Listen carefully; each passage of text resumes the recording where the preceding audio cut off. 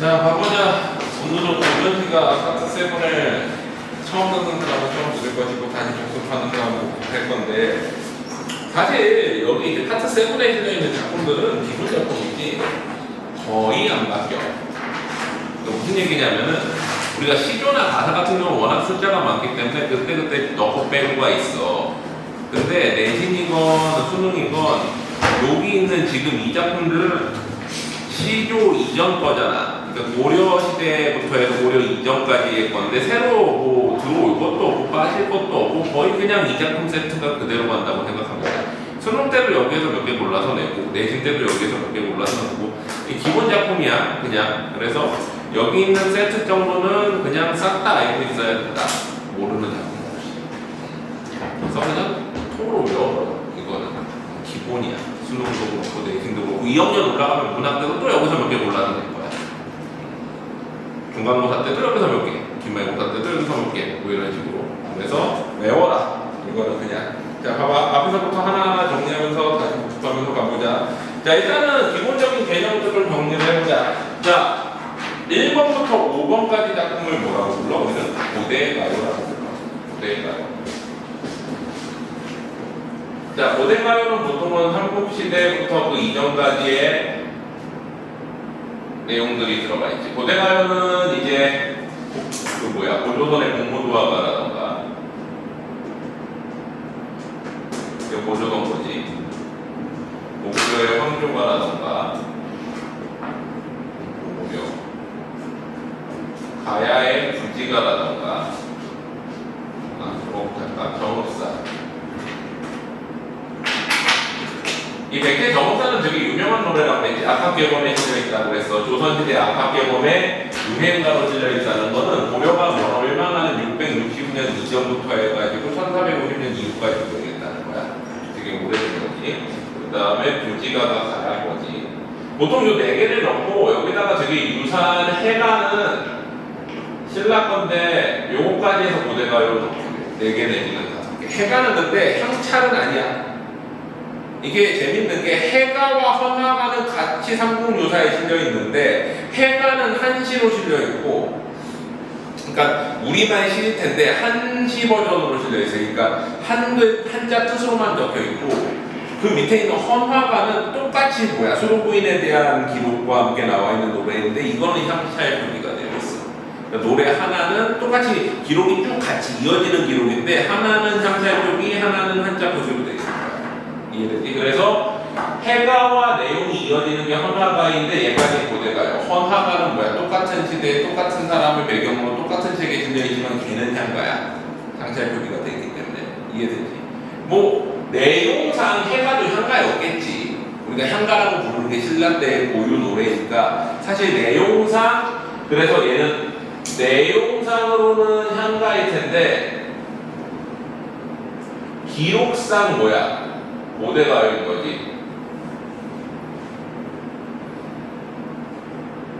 이렇게 생각을 하면 돼. 자, 그 다음에 이제 향가가 나오지. 향가는 신라시대 때 주로 쓰였지. 그러니까 향가는 이제 총 25수가 있지. 그 전에 여기서 삼국유사가 14수를 가지고 있고, 그 다음에 균여전의 11수, 그리고 4구체부터 해가지고 8구체, 10구체가 있는데 10구체가 가장 완성된 형태라고 했지. 그래서 10구체가 보통 많이 나오잖아. 거기서 개망매가라던가 안민가라던가 아니면 창기파인가 같은 게 다 10구체한가지. 원암생가라던가. 그래서 10구체 한가가 되게 중요하다. 10구체 한가는 거기 뒤쪽에 있는 거 어떻게 봐봐. 창기파랑가, 안민가, 제망매가, 원암생가 이렇게 4개가 가장 한가에서 중요한 세트야. 왜 10구체 한가 가장 완성된 형태. 그리고 4개는 내용을 대충 다 알고 있어라. 자, 그 다음에 15번에 나오는 정과정은 향가에서 고려가요로 넘어가는 중간 단계의 노래지. 향각의 고려가요야. 그래서 여기가 이제 고려가요이면은 고려가요는 고려시대의 건데 이 중간에 뭐가 있는 거야? 정과정이라는 향각의 고려가요가 있는 거지. 얘는 형태상으로는 향가에 가까운데 어디에 같이 기록돼 있어? 고려가요들과 같이 악장가사에 실려 있단 말이지. 그래가지고 고려가요 비슷한데 또 이제 후렴구도 들어가는 것도 비슷하고 근데 전체적인 틀은 11줄로 돼 있는데 그중에 짧은 줄 2줄을 합하면 10부채 향가랑 거의 유사해져. 그래서 10부채 향가에 가까운 형태이다.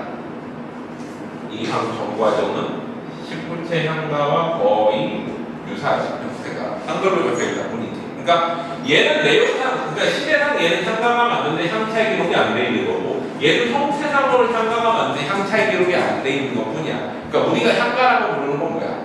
제일 원칙은 향차의 표기가 돼 있어야 돼. 그러니까 향가라는 게 향차로 표기되어 있지 않은 신라 때의 노래가 또 발견되면 그때 또 어떻게 바뀔지 모르겠지. 근데 보통 우리는 신라시대 노래 이꼴 지금 남아있는 거 못 보니 여기서 향차의 표기되어 있는 거 빼놓고 거의 없기 때문에 향차의 표기 안 돼 있는 것들은 신라시대 노래라고 해도 우리 보통 뭐라고 안 불러? 향가라고 부르지 않는 거야. 향가 있고 향차의 표기 이렇게 생각하는 거라는 거지. 근데 만약에 어느 날 갑자기 무슨 새로운 유물이 발견됐는데 거기서 신라시대 노래가 다량으로 나왔다. 뭐 한자 기록이든 한글 기록이든 나왔다. 그래버리면 어떨까? 향가의 그 정의가 흔들릴 수는 있겠지. 신라시대 노래 향가라고 생각했는데 향차 표기 안 돼 있는 신라시대 노래가 잔뜩 나와버리면 어떻게 할 거야 다시. 자 그래가지고 이렇게 되겠고 고려가요와 이제 더불어가지고 귀족적인 노래가 뭐가 있어? 경기체가가 있지 고려시대에. 이거는 이제 서민적인 노래고 경기체가는 근데 잘 안 부르지 보통 귀족적인 노래인데 이거 왜 경기체가라고 해서 경기 어떠하니 이고 이렇게 끝나가지고 경기체가라고 했지. 그 경치 어떠합니까? 대단하지 않습니까? 뭐 자랑하는 플렉스 노래야 경기체가. 그래가지고 잘 안 나오지. 여기에서 발전해가지고 이제 경기체가와 악장은 정확히 구분은 잘 안 돼. 유사하거나 다를 수도 있어.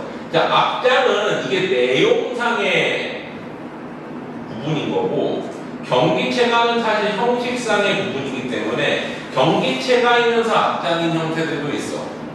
무슨 얘기냐? 얘는 내용상이고 얘는 형식상인데 악장의 내용은 그럼 뭐야? 얘는 어떤 그 국가나 기관에 대한 예찬이야. 그러니까 지금으로 치면 교가나 애국가 같은 느낌의 노래들이 악장인 거지. 용비어천가, 조선왕조의 정당성의 노래, 상대별고, 사헌부의 이제 추상 같은 사헌부의 위험을 노래하는 거래. 근데 상대별곡 같은 경우는 이게 두 개가 다르대. 경기 어떠한 이고 같은 경기체가 형식을 빌리면서 상대가 사헌부거든. 사헌부의 이제 그 위험을 노래하는 거기 때문에 내용상으로는 악장인데 형식상으로 뭐야 경기체가인 거지.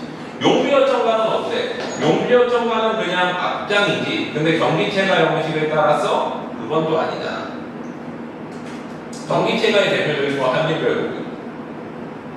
두 가지의 속성을 같이 가지고 있는 게 대표적으로 선대별곡 이런 노래들이에요. 자, 그 다음에 고려가요는 되게 많지. 고려가요는 매우 중요해. 여기서 가장 중요한 세트 하면 10부채 향가랑 고려가요 정도가 가장 중요해. 왜?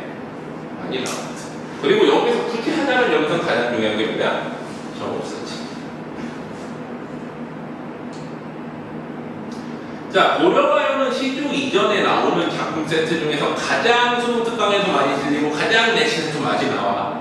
맞지? 그 고려가요 세트는 되게 중요하다. 고려가요는 기본적인 세트가 뭐야? 일단은 청산별곡과 가시리가 가장 기본을 삼고 요거는 쌍벽을이로 교과서에 둘 중에 하나는 거의 실려. 특히 가시리는 진달래꽃이랑 세트로 해가지고 되게 많이 나오지. 얘네들의 두 개의 특징이 뭐야? 3, 3, 2조 3문보를 가지고 있다는 거가. 근데 나머지 고려가요들은 3, 3, 2조 3문보를 보통은 잘 안 지켜.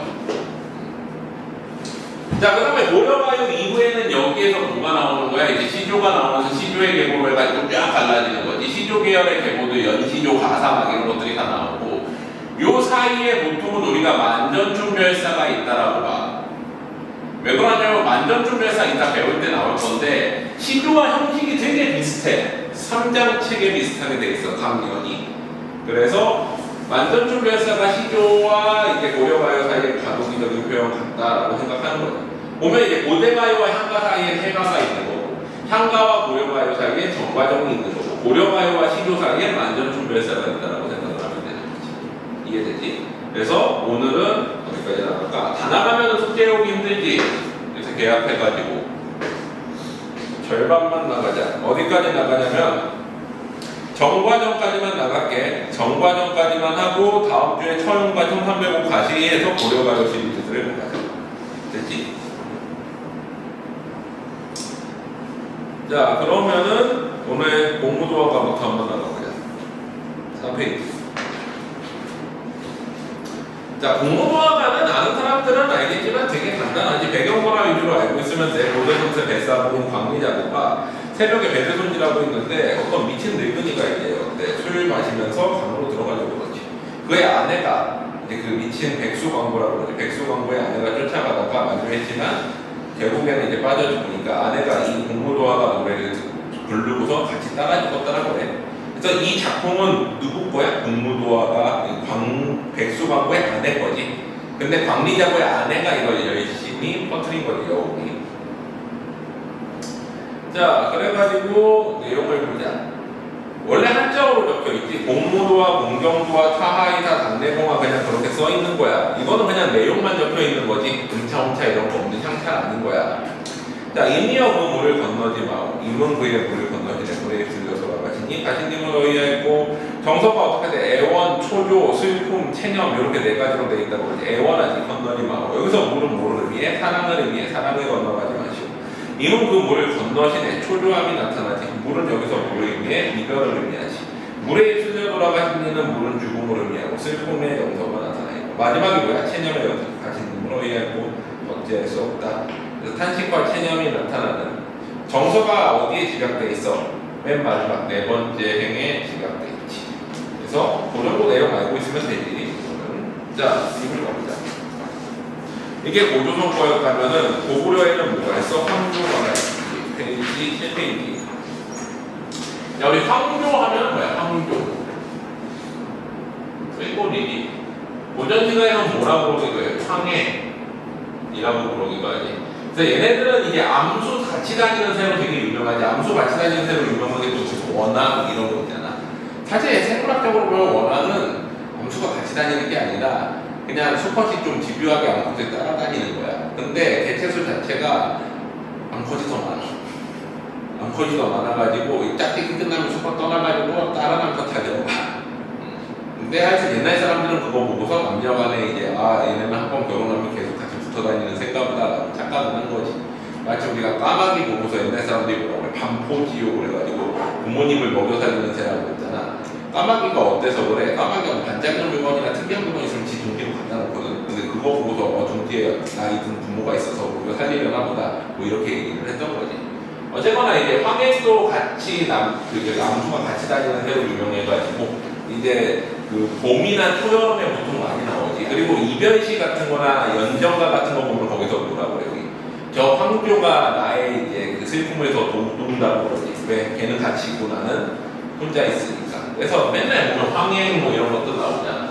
이런 거 나오면 외로움이 고조될 때 나와 대비되는 객관적 상관물로 많이 나와.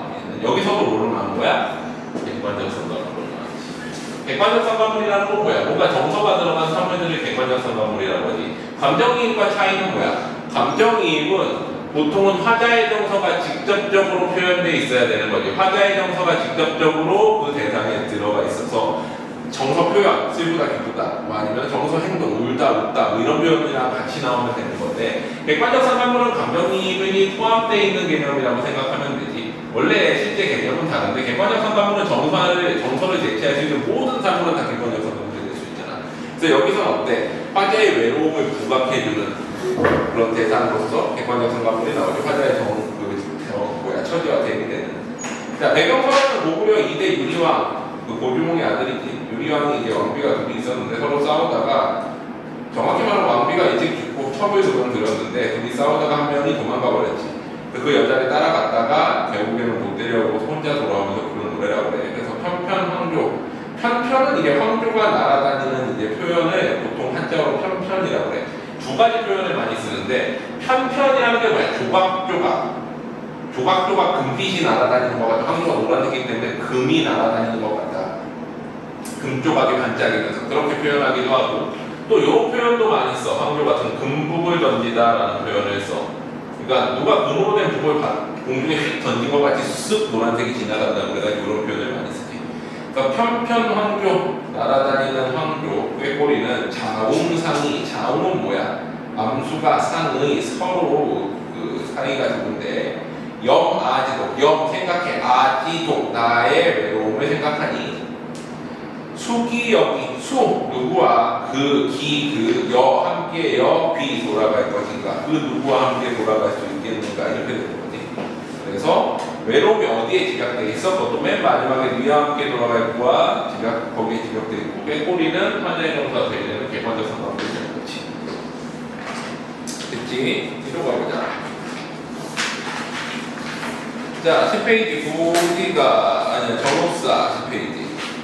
정업사는 이제 악학괴범에 실려 있는데, 요거는 원래 악학괴범은 고려시대 노래들이나 조선시대 이제 공중에서 향연됐던 노래들을 이제 기록을 해놓은 건데, 그래서 악보에 실려 있기 때문에 거기 보면 정강, 소역, 북강경 뭐 이런 것들이 들어가 있지. 백제시대의 노래로 기록되고 660년 이전에 불렸겠지. 그리고 그 이후로도 계속 조선시대까지 유행한 우리나라 최고의 유행가야, 가장 노래들. 자, 내용은 뭐야? 남편의 무사 기한을 바라는 거지. 사실 고대 가요들은 나머지는 배경설화가 명확한데 이거는 배경설화가 그냥 간단하게 실려있지. 왜? 나머지 것들은 역사책에 실려있으니까 역사책의 기록과 함께 노래가 들어가 있으니까 배경설화랄 것도 없잖아. 역사책 내용 중에 노래가 오히려 들어가 있는 건데, 얘는 악보에 이제 실려있고 배경설화는 그냥 어때? 그냥 같이 따라오는 이야기일 뿐인 거야. 그래서 간단하지. 자, 보자. 행상 나간 남편을 걱정하는 아내의 시기. 달하의 하는 높임의 본격조사지. 그래서 뭐야? 이제 달림이지요. 이렇게 되는 거야. 높임의 본격조사. 고전문법에서도 나온다. 하, 본격조사 하를 쓰면은 어때? 높임의 본격조사야. 높이 곰은 뭐야? 강세전비사 혹은 강조조사 혹은 강조선언말음이지. 기억나? 곰, 옷 이런 것들은 다 뭐야? 강세전비사 혹은 강조선언말음이야. 그래서 앞에 말에 강조하는 데 쓰는데, 접사 자리에 오면 전미사, 조사 자리에 오면 강조조사, 그 선언말음이 자리에 오면은 강조선언말음이라고 했지. 기억나? 여기서 높이 곰 하면은 뭐야? 높이 강세전미사, 부모 곧 아니시면은 부모 곧, 이게 만약에 조사라고 보면은 뭐야? 강조조사. 아끼놓다, 여기서는 뭐야? 아끼다, 아끼나 현재형 옷 강세전미사, 아니 강조선언말음이 다 아끼는구나 이렇게 할 때 쓰는 거. 이 경우에도 어때? 강조선언말음이. 그래서 강조할 때는 조사, 접사, 어미를 명확히 구분하지 않아 중세국어는. 그래서 어때? 곰, 곧, 옷, 옴을 붙이면 앞에 말에 강조해주는 거지. 높이 보면 높이 도도샤. 어기야, 어강돌이, 어기야 이거는 뭐야? 이제 후렴구지. 특별한 내용 없는 후렴구 내지는 영구라고 해. 고려가요의 특성이 나타나지. 왜? 얘는 고대가요인데 고려가요와 함께 악학괴범에 실려있기 때문에 이게 후렴구가 발달했어. 이것도 고려가요처럼. 그래가지고 어기야, 어강돌이, 아흔아흔들이 같은 걸 뭐라 그래? 우리 영구 내지는 후렴구라고 그러지. 영구는 뭐야? 운율을 맞추기 위해서. 후렴구는 뒤에 반복되는 거. 둘이 합쳐서 뭐라고 그러게 돼? 흥을 돋우기 위해서 사용하는 이렇게 얘기하지. 고려가요들은 대부분 영구, 후렴구, 조구가 발달했지. 그리고 고대가요에서는 유일하게 정읍사만 고려가요랑 같이 실려있다 보니까 이렇게 들어가 있어.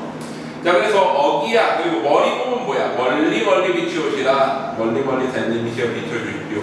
다른 보통은 이제 이별한 사람과의 매개체가 되는 이유가 왜 그래? 하늘에 떠있기 때문에 저 사람도 보고 나도 볼 수 있지. 해는 안 되는 이유가 뭐야? 눈뽕 당한다고 그랬어. 너무 밝아가지고. 그래서 달만 되는 거야. 어기야, 어강돌이 후렴구지. 아흔아흔들이 저제 내려신 거요. 저제는 뭐야? 저작거리, 즉 시장이지. 시장에 가 계신가요? 어기야는 영구. 진대를 드리오시라. 진대를 드릴까 두렵습니다. 쉐라 해가지고 뭐뭐 할까 두렵다라고 얘기를 하지. 그래가지고 뭐 달과 진대를 대비되는 그걸로 보기도 해. 밝은 곳과 어두운 곳 뭐 해가지고. 어기야 강돌이 이거는 뭐 후렴구고. 어느이나 놓고시라. 어디에나 놓으십시오. 어기야, 내 가는 데 정돌하시라. 내는 여기서 상대야. 나가 아니라 남편이 가는 데가 저물까? 쉐라 뭐야? 두렵습니다. 라는 뜻이지. 그래가지고 남편이 이제 무사히 집으로 돌아오기를 바라는. 근데 증대에 대한 해석이 두 가지. 위험한 것도 내고 다른 여자를 의미한다고 보기도 해. 그러면 이거 뭐랑 같이 나오기 좋아? 서경배고 같은 거랑 같이 나오기 좋아? 서경별곡에서 보면은 서경별곡 3년에 어때 대동강 건너편 꽃을 건너가면 꺾을 것입니다. 뭐 이렇게 표현 나오잖아. 그래서 본내용이랑 같이 나눠두면 좋고 뒤로 가보자. 부지가는 가야의 건국전화라는 관점이 있지. 페이지 22페이지.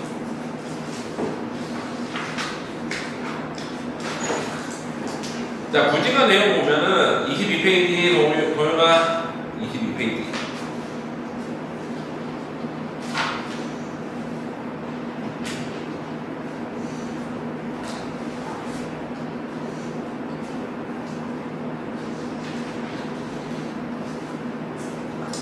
자, 내용을 보면은 이제 가야의 이제 건국서가 있는데 이제 이 기록 자체는 어디에 실려 있어? 삼국유사에 실려 있는 거죠. 홍한세조 광무제 건국 18년 이민 3월 기록일에 그들이 살고 있는 그들은 여기서 이제 누구야?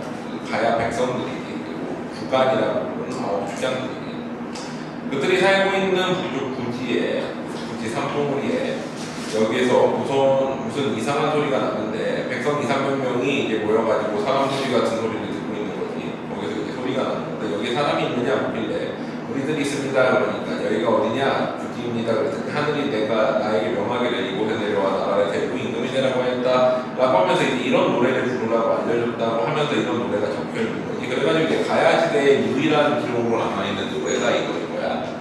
자, 구하구하 수기현야 거부가 수 머리를 현 보여라. 약불 만약 불 하지 않으면 현약 보이지 않으면 번작 이제 구워 먹겠다는 번작이 끽 구워서 먹어버리겠다라고 얘기하고 있는 거지.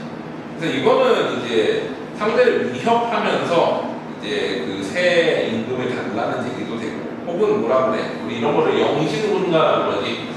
맞이할 영자에다가 신적인 군주를 맞이하는 노래 혹은 주술적인 노래 임금을 달라고 하는 옛날의 노래들은 약간 마법주문 같은 역할을 했지. 향가들이 그랬잖아. 향가들도 어때? 보통은 이제 어떤 주술적인 일을 담아가지고 예를 들면 도솔가 같은 경우 해가 두 개 떴을 때 해 하나를 없애기 위해서 즉 반역자가 나왔을 때 반역자를 없애기 위해서 부르는 어떤 노래 뭐 이런 거 처용가는 어때? 귀신 전염병의 진을 쫓기 위해서 부르는 노래 주문 같은 거야. 그러니까 전염병에 걸렸어. 예를 들면 이제 코로나가 걸렸다고 그래요. 옆에 사람이 그러면은 나 코로나 걸리지 마. 당신 마스크 없잖아. 그러면 코로나 걸리지 말아야지 하고 처형가를 주문 외워서 계속 줄여주기 외우고 있는 거지. 그런 식으로 했던 게 노래인 거야. 우리가 지금으로 치면은 약간 그 무당들이 보면은 무당이 굿할 때 뭐해? 서사무가 부르잖아.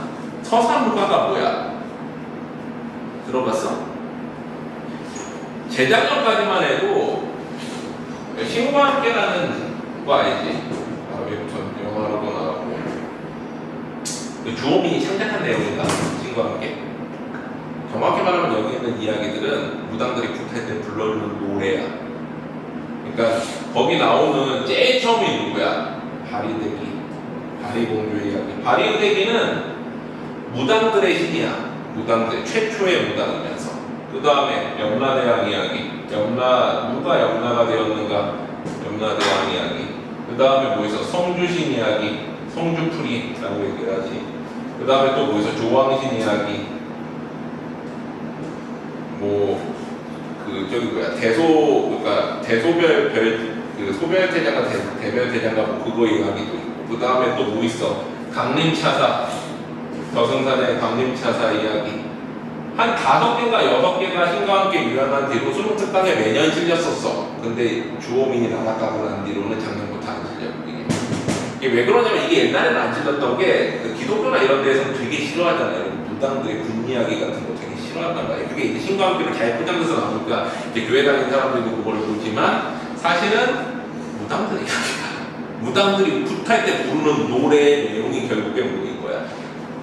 이 사람들이 1등이야. 우리가 예를 들면 성주풀이 해가지고 집안에 이제 뭐 안 좋은 일이 있을 때 성주신을 불러가지고서 성주신으로 하여금 집을 잘 보살피게 해주세요. 이렇게 하는 내용 자체가 뭐인 거야? 구술할 때 성주신의 일대기를 쭉 사람들한테 불러주면서 구술하는 거야.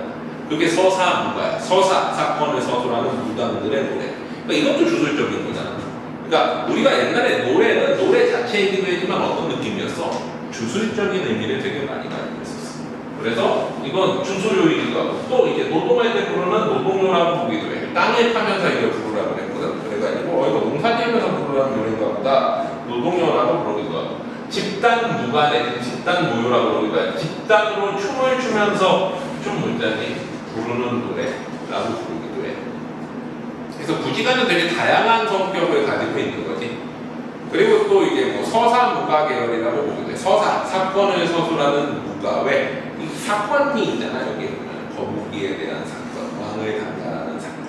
그래서 여러 가지 이제 그 요소에 들어간다라고 보는데, 그래서 이렇게 불렀더니 어때? 하늘에서 상자가 줄에 담겨가지고 내려왔는데 그 안에 알이 7개 있었고 그 알에 7개가 깨어나니까 뭐야? 7개가 이제 7가야의 왕들이 되었다라고 얘기를 하는 거지. 나머지는 읽어보면 되고, 자 이제 뒤로 가보자. 해가 25페이지. 자 해가는 구지가랑 한 700년 정도 차이가 있어. 700년 정도 차이가 있는데 이게 이제 또 주술적인 노래라고 부르는 거지. 상장 배경 보면 삼국유사에 실려 있는 건데 신라 성도만 때 순정궁이 강릉태수로 부임하는 도중에 임해경이라는 곳에서 바닷가에서 점심을 먹고 있는데 이제 바다에서 용이 나타나서 그의 아내인 수로부인을 잡아갔다고 해. 수로부인은 뭐 되게 아름다웠다는 전설이 있어. 그래가지고 실제로 이제 그 동해 쪽 해안 쭉 놀러 가다 보면은 그 해안도로 옆에 이 해가의 배경이 되는 이제 그 동네가 있어. 그래서 거기 이제 전망대도 만들어 놓고 뭐 이것도 이제 막 그림으로 그려가지고 만화로 그려놓고 막 그래서 그 동네 가면 나중에 가게 되면 한번 봐봐.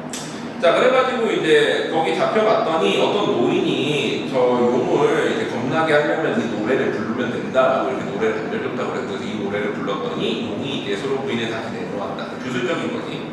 똑같아. 부하 여기서 부호라고 했지. 아라고 한 거로 부하라고 한 거 부호 부르는 거지. 거부가 출수로 수로 부인을 내놓아라. 약인부녀 죄하듯 약인 그 남의 아내를 훔쳐가는 것이 부녀를 이제 훔쳐가는 것 죄하듯 죄가 하 어찌 극하지 않느냐.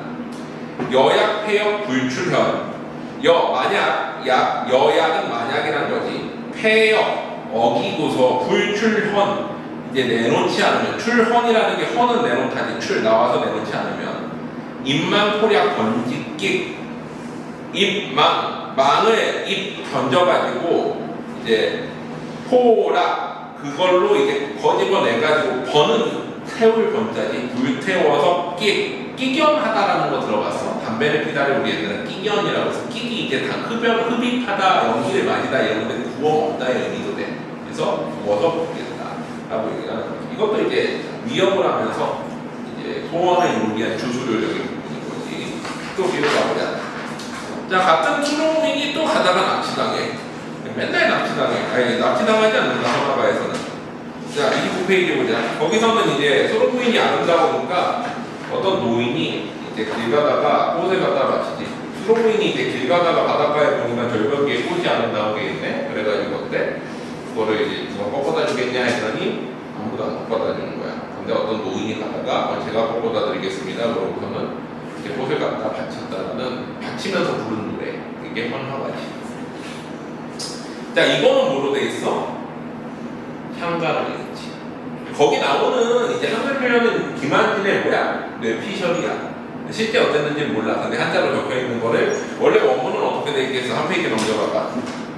원문은 거기 보면은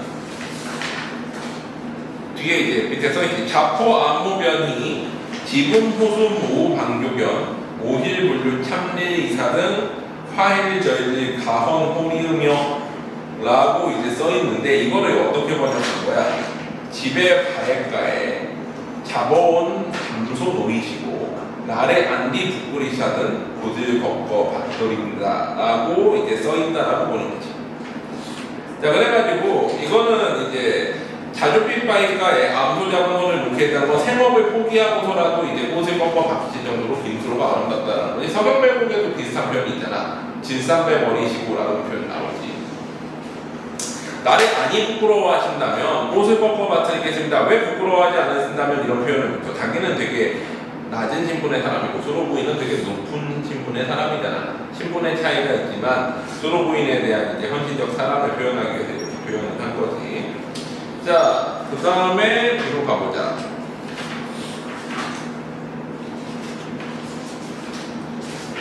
36페이지 서동요. 이거는 거의 부정문법 할 때 했지. 근데 그거야. 자, 배경번호는 뭐야?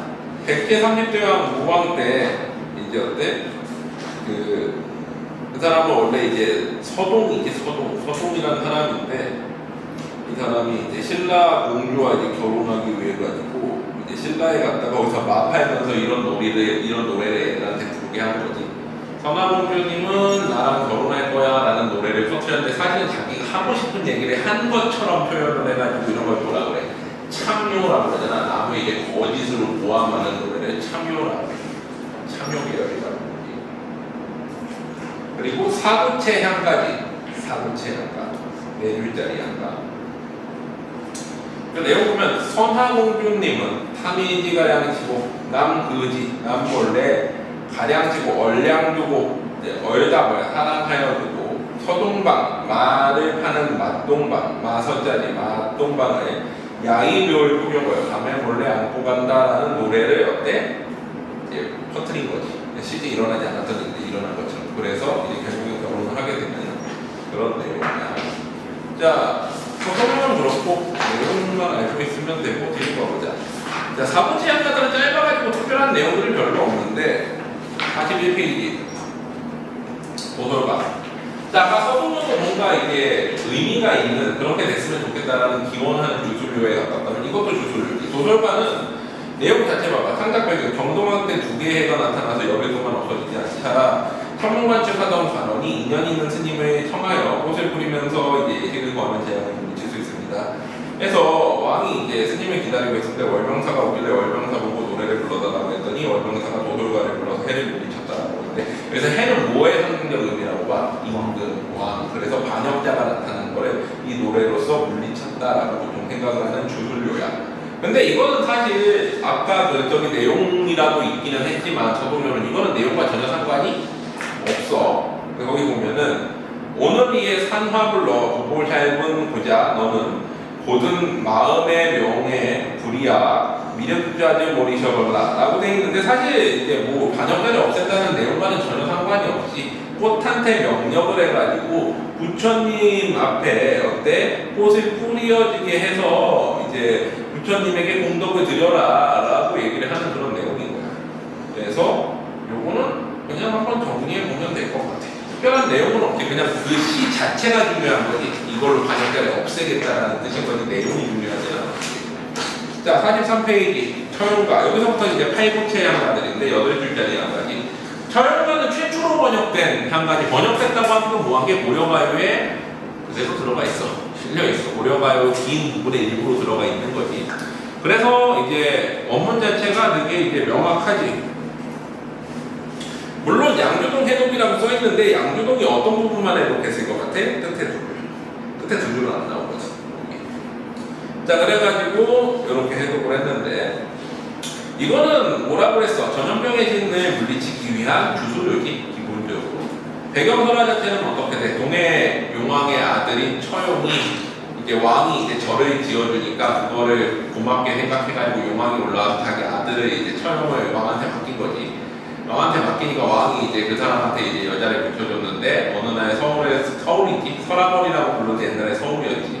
그 서라벌에서 이제 놀다가 오는데 보니까 이제 아내가 누워있는 이불 밑으로 다리가 4개가 나와 있는데 둘은 아내 것인데 둘은 전염병에 걸린 것이지. 근데 이제 전염병을 물리칠 수 있는 그 충분한 능력이 됐지. 용왕의 아들이니까. 하지만 그러지 않고 역시는 어때? 보내줬지. 그랬더니 전염병에 굉장히 감사해하면서 앞으로 당신의 얼굴이나 이름이 있는 곳 어디든 들어가지 않겠습니다. 그래서 전염병을 물리칠 수 있는 그런 신으로서 처용이 자리하게 되었고 조선시대까지도 불렸지. 고려가요 처용과 하면서 처용문을 쳤잖아. 처용에 대한 춤을 추면서 처용에 관한 노래를 부르면서 전염병이 나라에서 물러가기를 기원하는 내용에서 썼단 말이지. 자, 그래서 거기 보면 샬불이라고 되어 있는데 서라벌, 서울이라는 뜻이 여기에서 서울이 온 거지. 송경은 비읍이잖아. 봐봐. 혈불인데 원래는 이게 순경호 비움이 나중에 뭘로 바뀌니까 서울이 되는 거지. 원래는 서라버렸고 옛날에는. 서울 밝은 달 아래, 경주의 밝은 달빛 아래 담들이 논이다가 밤늦게까지 놀다가 들어와 자리 보니 가랑이가 넷이구나. 다리가 넷이래. 둘은 내 해이고 둘은 내 것인데 둘은 네 해이고 둘은 역시 내 것이겠지.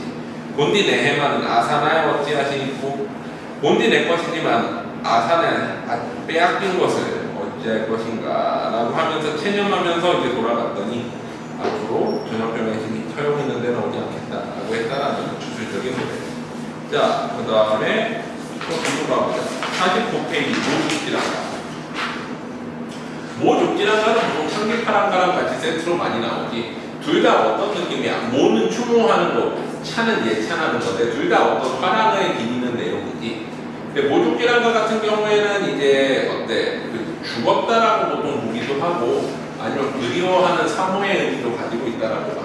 참기파랑가는 보통 죽었다라고 생각을 하지. 자, 그래가지고 참기파랑가도 안 죽었다고 생각할 수도 있나? 잠깐만. 안 죽었다고 생각할 수도 있겠다. 안 죽었다고 생각할 수도 있을 것 같아. 참기파랑가. 근데 부지한 대상에다 죽지는 않아. 응? 부지한 대상에다 부재한 대상은 맞지. 죽었는지 안 죽었는지 모르겠지만 어쨌거나 부재하지. 모죽지랑가도 부재하고.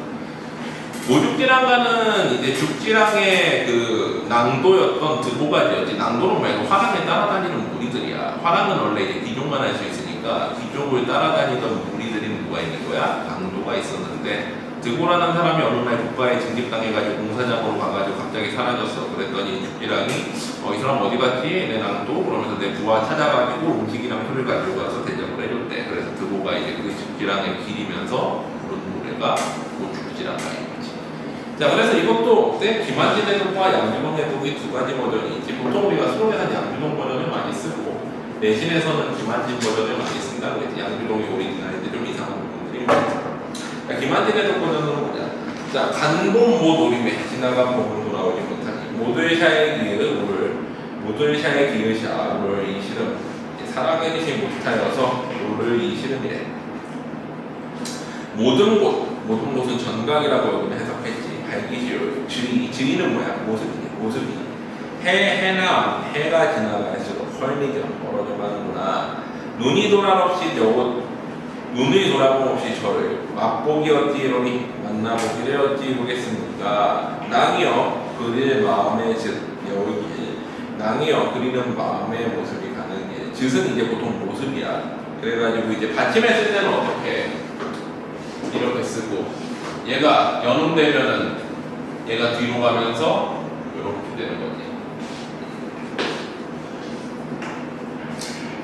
즉 여울길 다복구렁에 달밤이 있으리. 그래서 이제 어때? 지나간 봄이 돌아오지 못한다는 거는 이제 죽기랑과 같이 있을 때 돌아오지 못한대. 살아계시지 못하여 물어 만나버린 이 실은 했으니까 여기서는 어때? 김한진 버전에서 죽어버린 거야 100%. 근데 양준홍 버전에서 죽지 않았을 수도 있다.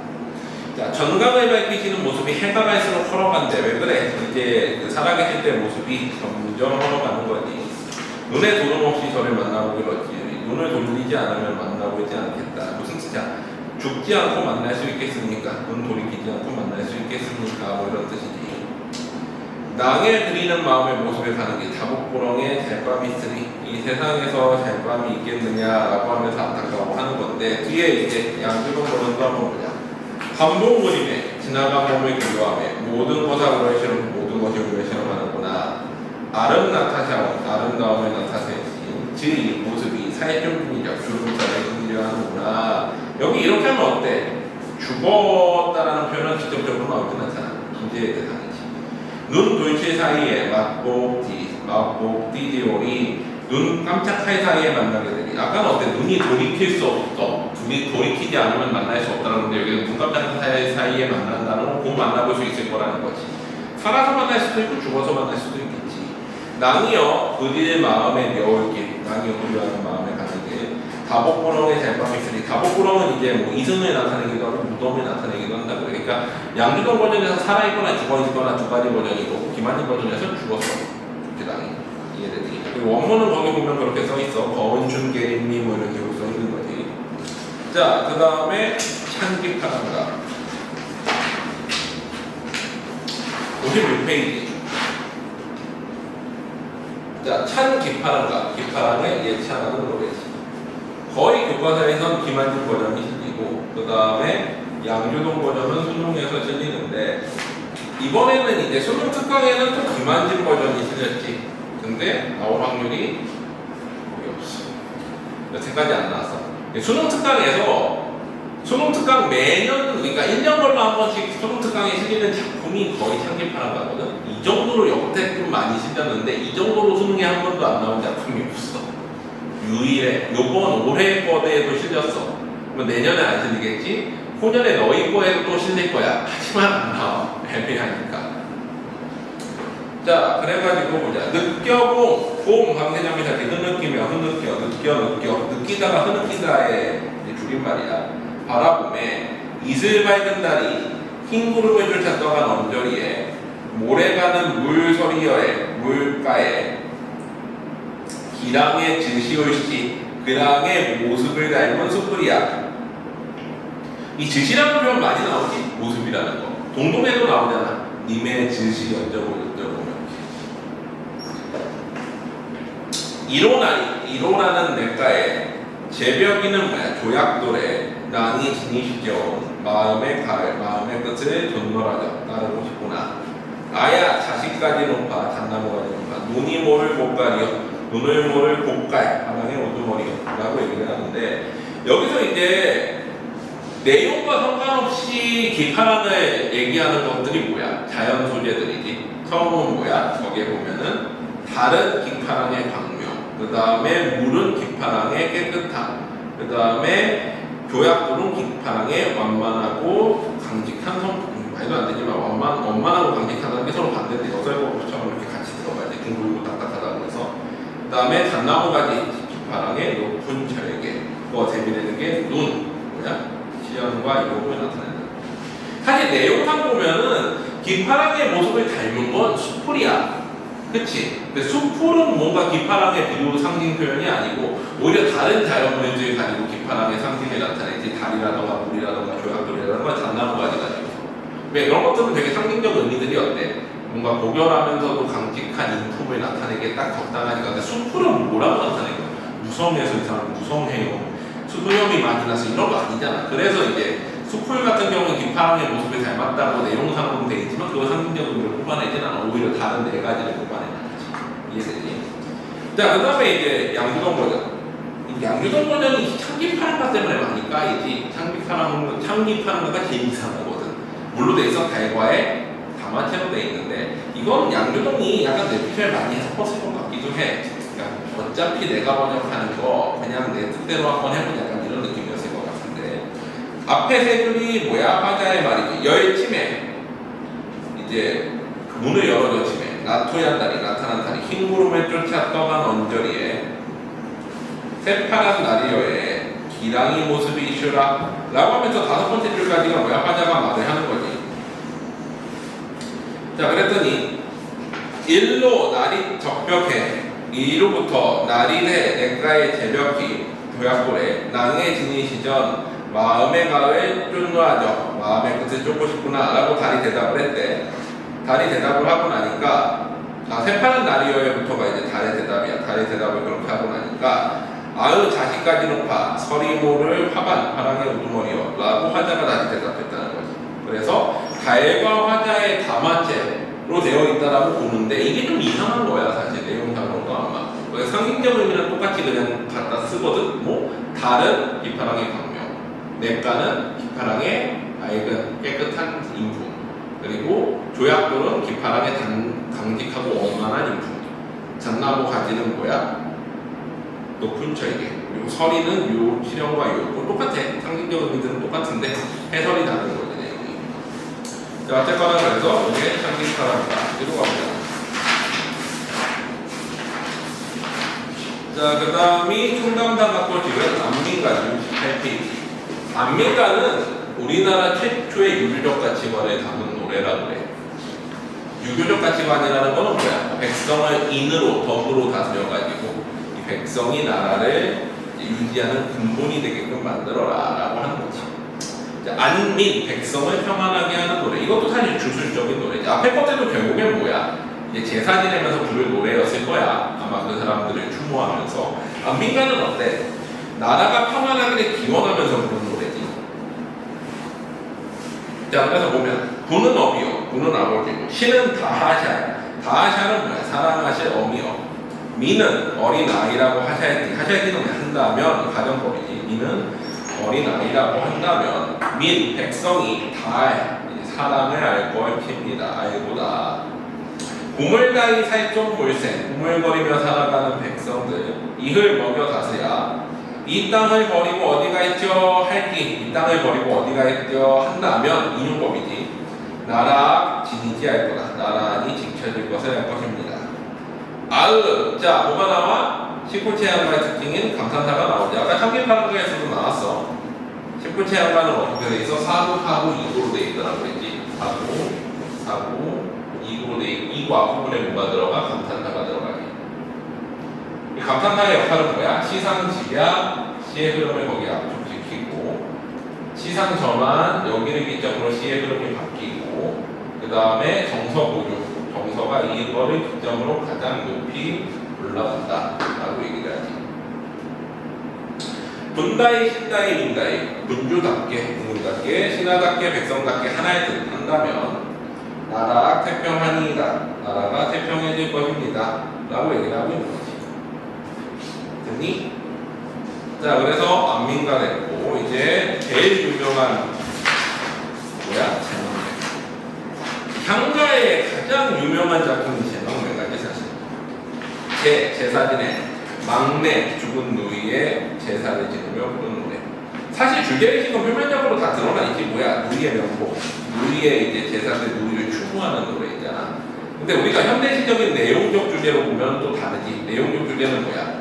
누이의 죽음에 대한 슬픔과 종교적 극복 의지가 이제 이 내용적인 주제인 거지. 그래서 옛날에는 작품에 보면은 다 주제가 뭐라고 나왔어? 죽은 누이에 대한 추모로 나왔는데 요즘은 이제 현대시적인 해석처럼 주제를 바꿔가지고 교과서에 따라서 어떻게 나오는데 죽은 누이에 대한 슬픔과 종교적 극복 의지라고 해석하는 경우도 있어. 그래서 주제가 두 가지다. 표면적 주제와 내면적 주제.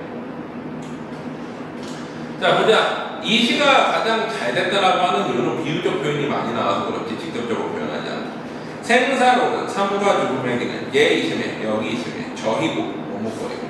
이거는 거의 양규동 거를 써. 그러면 양규동 때 그렇게 이상하지 않거든. 나는 간단 말도 못 다니고가 나니고 나는 간다는 말도 못 다니고 갑니까? 라고 얘기하는 거지. 나는 여기서 이제 누구야? 죽은 누이 동생이지.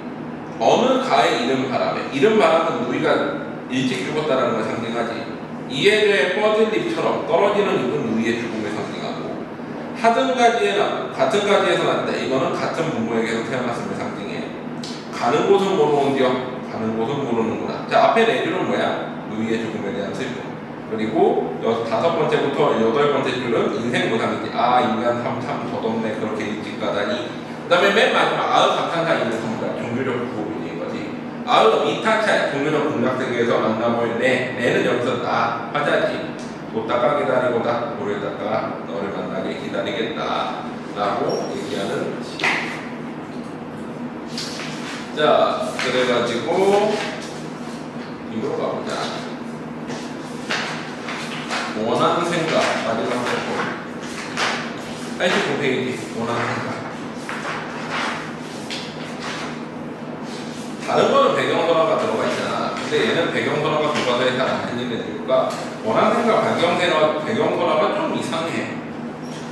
어떤 내용이냐면은 이제 친한 두 친구가 있었대. 친한 두 친구가 있었는데 한 친구가 죽었더니 다른 살아남은 친구가 죽은 친구 와이프를 겁탈해.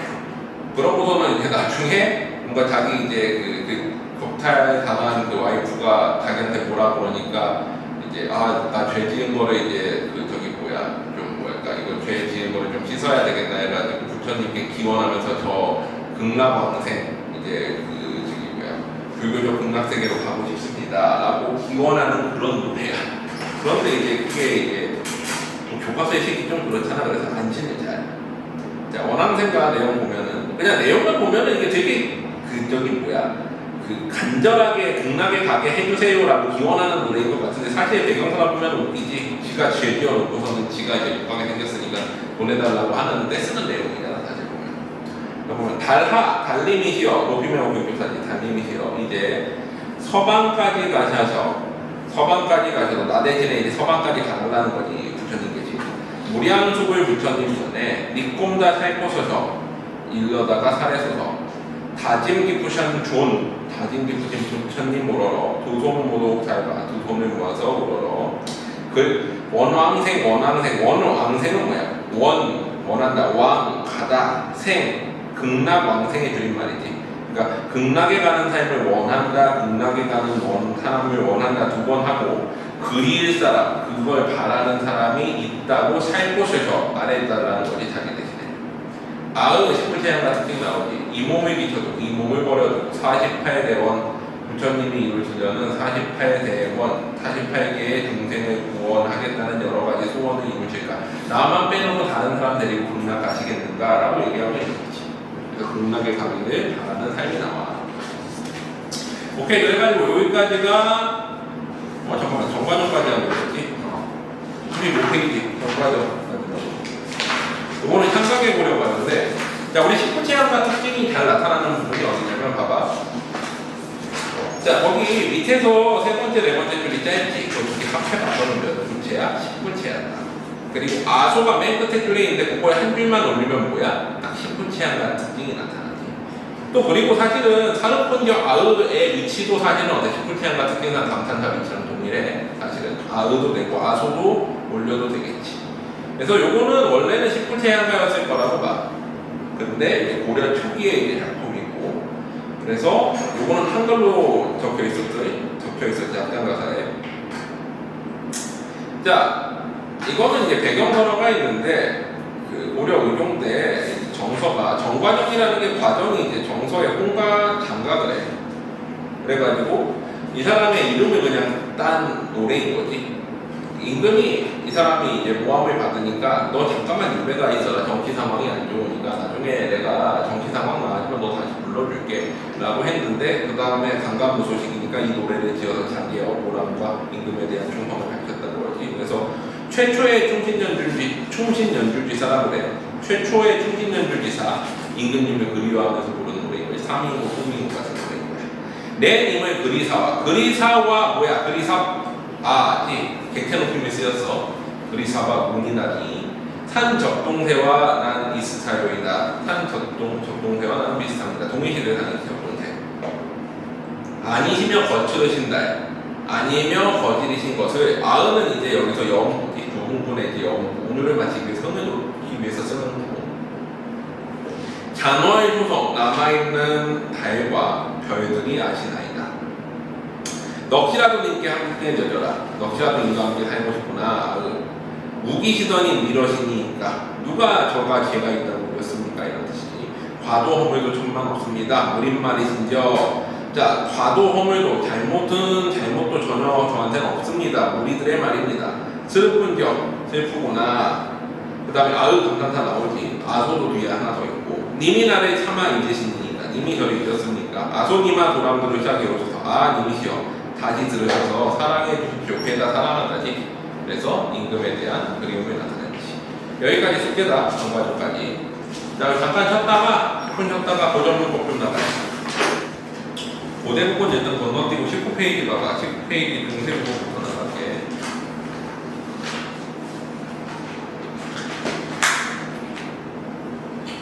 자, 우리가 보통 이제 고정문법 하면은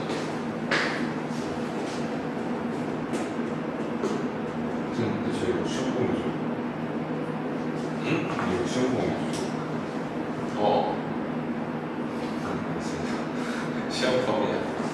한 번 더 해? 한번 봐서 자, 고전문법은 일단은 고대국어, 중대국어, 동대국어, 현대국어 이렇게 세 가지로 나눠가지고 현대국어는 거의 현대국어니까 고대국어, 중세국어, 현대국어 근데 이게 총사론이에요? 아니 고전문법 총사론이 뭐예요? 어? 총사론이 뭐예요? 통사론이 뭐냐고? 통사론 네가 했던 거 절, 피동사동, 높임, 시제 아, 이미 다 했어. 근데 저 절은 한 번도 못 봤어요. 그래? 근데 네가 그 방학 때 빠졌으니까 그렇지. 어차피 또 할 거야. 공부가 나오면 앞에서 보면서 그리고 통사론 보면 될 거야. 그럼 형태사랑 품사도 총사론이에요? 아니요, 형태론. 형태도 품사까지가 형태론. 문장성분 절이 통사론. 그 다음에 의문도는 의문변도. 그리고 구조문법. 자, 그래가지고 두 가지 한꺼번에 하는 게 미친 거야, 너. 서술형은 어때요? 응? 서술형은 어때요? 서술형은 어때? 고대국어를 서술형 없으니까. 일단 고대국어와 중세국어를 나누는 기점이 언제야? 918년 무역원칙이야. 야, 고려 건국한다고 갑자기 말이 바뀌는 건 아닌데 왜 이때가 중요한 기점인 거라 그랬어? 경주가 중심지에서 개성으로 바뀌는 거. 즉 뭐야? 경기도 방언이 중심언어로 바뀐 거지. 원래 경상도 방언이 중심언어였는데, 그러니까 나라가 세워진다고 갑자기 사람들이 말이 바뀌는 건 아닌데 어느 지역이 중심 언어냐에 따라 가지고 이제 말이 바뀌어 나가겠지. 자, 그리고 중세국어에서 근대국어를 나누는 기점은 언제야? 1552년 임진왜란이지. 임진왜란부터 해가지고 사실은 계속 전쟁이 되지. 언제까지? 1637년에 명령까지 끝나지. 이때까지 계속 전쟁 시기이고 전쟁을 하면서 말들이 많이 바뀌지. 근대국어에서 현대국어를 나누는 기점은 교과서마다 조금씩 다른데 보통 1894년 가부기역으로 보는 경우도 있고 1894년부터 1910년 경술국시까지가 사실은 뭐야? 개화기지. 이 개화기 시기에 이제 근대에서 현대로 이해된다는 거고 완벽하게 현대의 표기 체계를 갖추게 된 건 언제야? 1933년이지.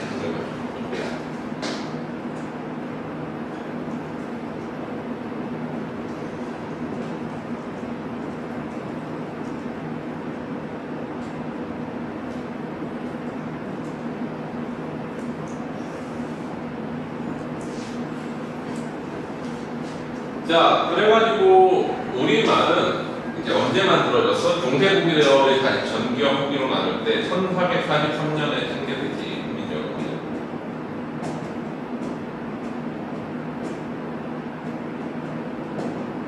이 이전에는 어떻게 우리말을 썼는지 발음이 어땠는지는 몰라 사실은. 중세국어 전기와 후기로 나눴을 때 전기 중세국어는 그냥 없어 내용이 우리가 문법에서 아예 안 나와. 그러면 후기 중세국어가 차지하는 비중이 몇 퍼센트냐? 90%야. 이때가 제일 중요해. 그 다음에 고대국어 1%. 이거는 주로 국결, 이부, 상차를 위주로 해서 음차, 후차 개념만 아니는데.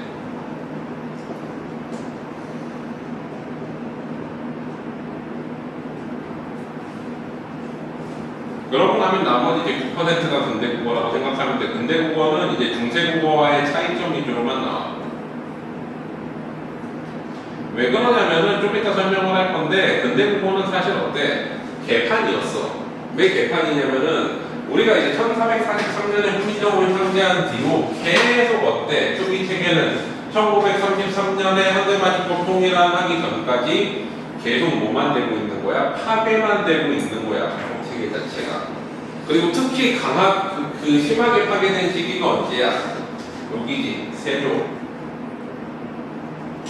16세기 이후에, 즉 세조 이후에 15세기에 이제 세조가 죽으니까 이때 어떤 사건이 있어? 집현전 폐쇄를 하지. 집현전을 폐쇄하면서 어떻게 되는 거야?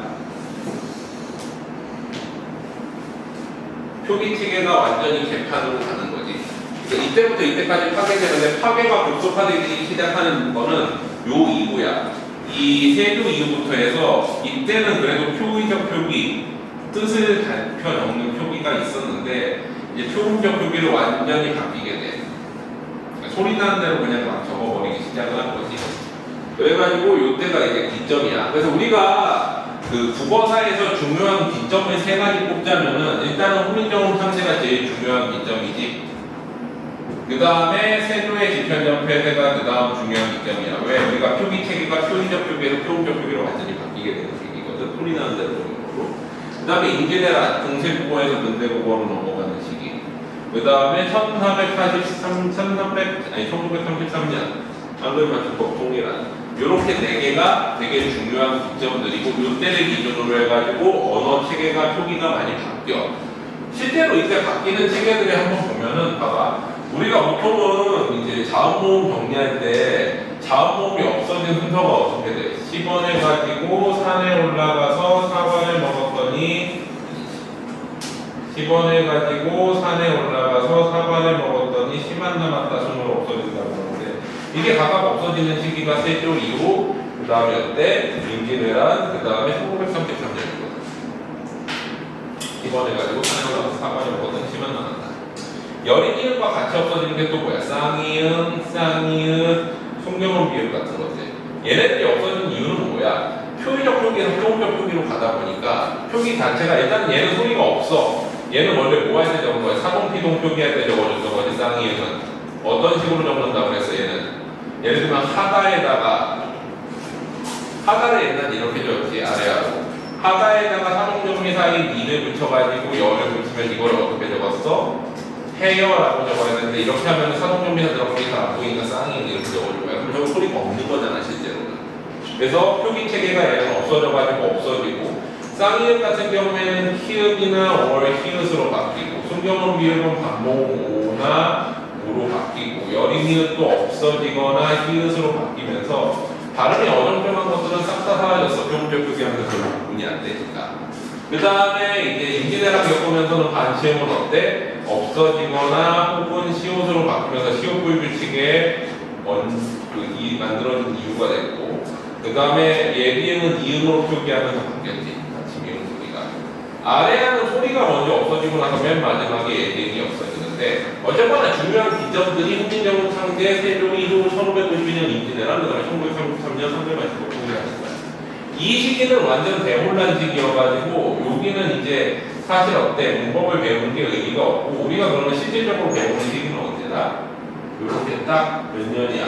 150년까지 1443년부터 1992년까지가 핵심이다. 중세국어. 중세국어가 고전문법의 핵심이다. 이해돼? 여기까지? 괜찮아? 자 그러면 중세국어를 좀 정리를 할 건데 봐봐. 지워도 돼? 상관없어. 다 배웠었지. 이것까지 들었어요. 진짜. 지운다.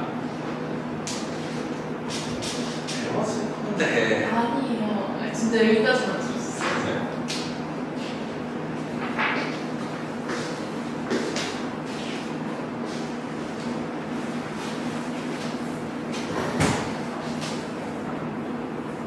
아, 네, 보면 기억날 수도 있어요.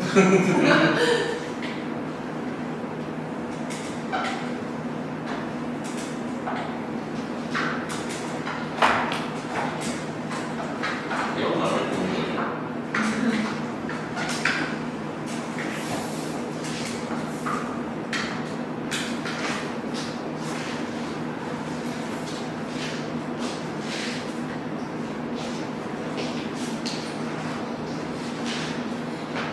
자, 그래가지고 또 보면은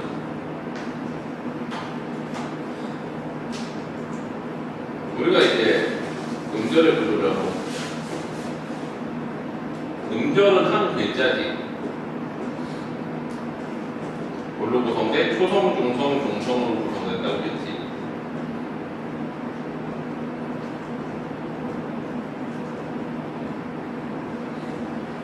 초성은 뭐야? 아들 소리인 자음이지. 얘는 무기를 뱉으면서 내는 소리가 아니라 끊으면서 내는 소리라서 어때? 혼자 쓰이지 못하지.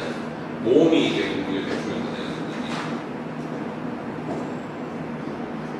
그 다음에 다시 자음이. 초성인 자음은 이 이제 쓰는 방법이 네 가지가 있는데 일단은 단자음 형태로 쓰기도 하지. 단자음은 뭐야? 예를 들면 기역 이렇게 하나 적는 경우가 있고 그 다음에 두 번째는 뭐야? 쌍자음 형태로 쓰는 경우가 있지. 쌍자음을 우리는 뭐라 그래? 각자 명서라고 그래. 공세 그것이고 예를 들면 쌍기역 이런 것들이 이제 각자 명사지. 그 다음에 이제 적는 방법이 또 하나가 더 있는데 합용병서는 뭐야? 서로 다른 자음을 연이어서 적어주는데 이것도 아무거나 적는 게 아니라 시옷계, 비읍계, 비읍시옷계 이렇게 세 가지가 있지. 그래서 예를 들면은 시옷기역이라던가 비읍시옷 이렇게 적어주는 게 합용병서야.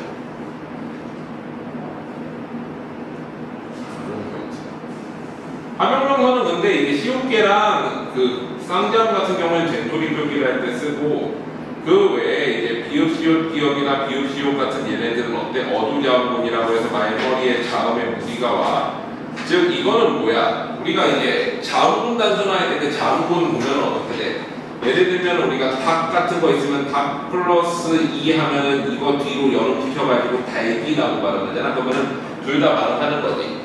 마찬가지로 어두자음문 같은 경우는 말머리에 자음문이 오는데 예를 들면은 매 플러스 쌀 이렇게 오면 어떻게 돼?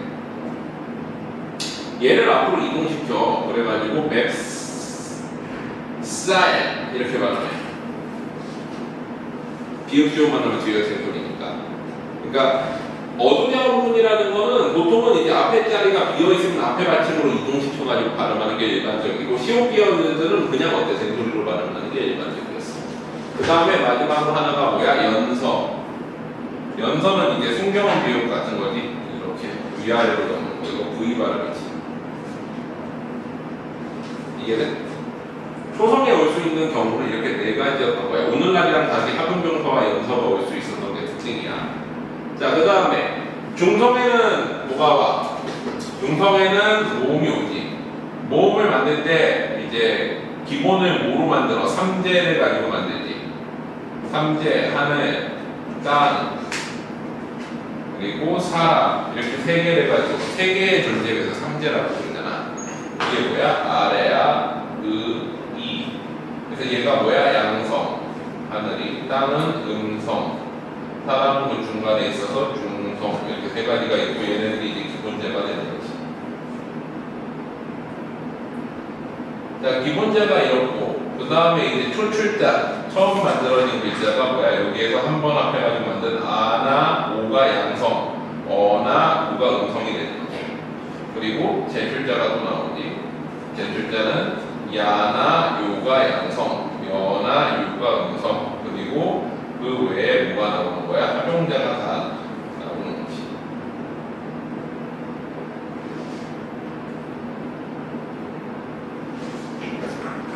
자, 그래가지고 요렇게 만들었고 종성은 이제 초성을 다시 적는다 그래가지고 뭐라 그래? 종성, 부용, 초성이라고 해. 종성, 부용, 초성 이제 초성에 오는 거를 그대로 다 갖다가 적을 수 있는 거지. 뭐만 빼놓고 연서는 보통은 종성에는 안 썼어. 순경계열들은 초성에서만 발음이 되기 때문에. 자, 그 다음에 종성부용 초성이 생유 이후에 표기적 표기에서 표음적 표기로 바뀌면서 어떻게 돼? 파이종성법으로 바뀌지. 파이종성법은 뭐예요? 8가지 소리로 나면 8가지로만 적어다 인 건데 이 종성이 어떻게 변화해 왔는지를 정리하는 게 우리 고전문법의 변화에서 되게 중요하기 때문에 종성의 변천을 한번 정리를 해야 돼. 이거는 필기해라. 중요하다. 이 대부분. 도윤은 한 번 했지 이거. 했니?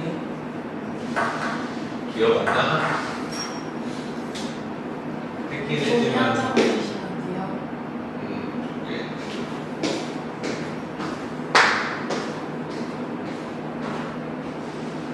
도윤이는 좀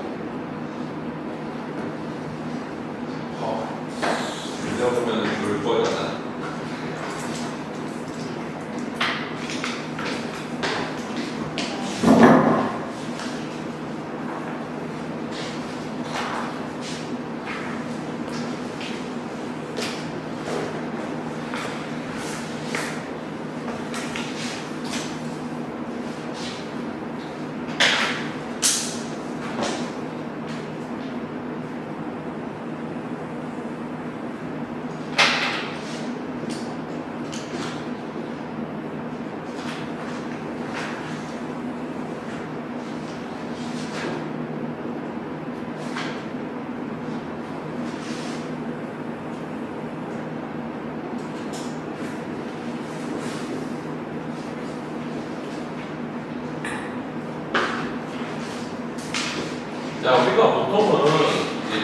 1443년에 훈민정음이 창제한 이전 상황은 모르는 거죠, 어차피.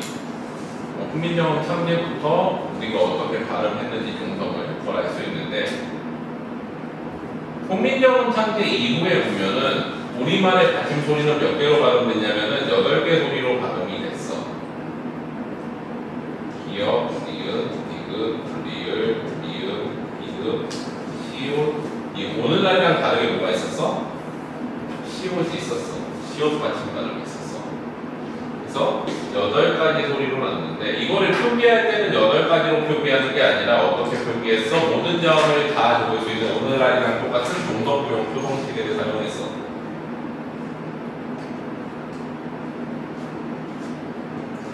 다른 말로 하면 모든 자음이 표기 가능한 거고,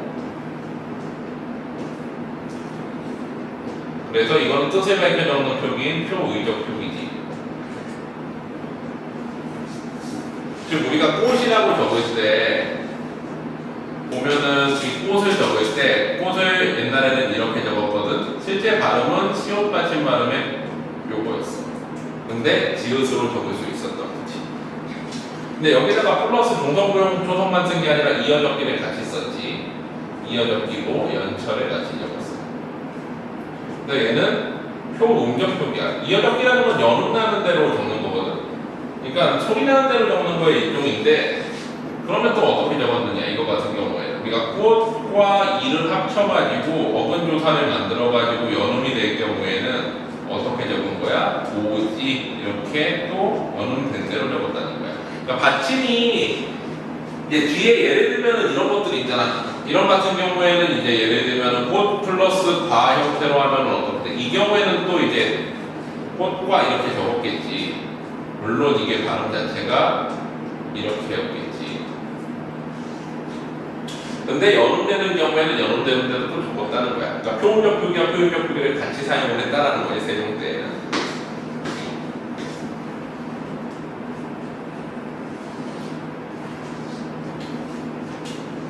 자, 그러다가 이제 세조 이후가 되지.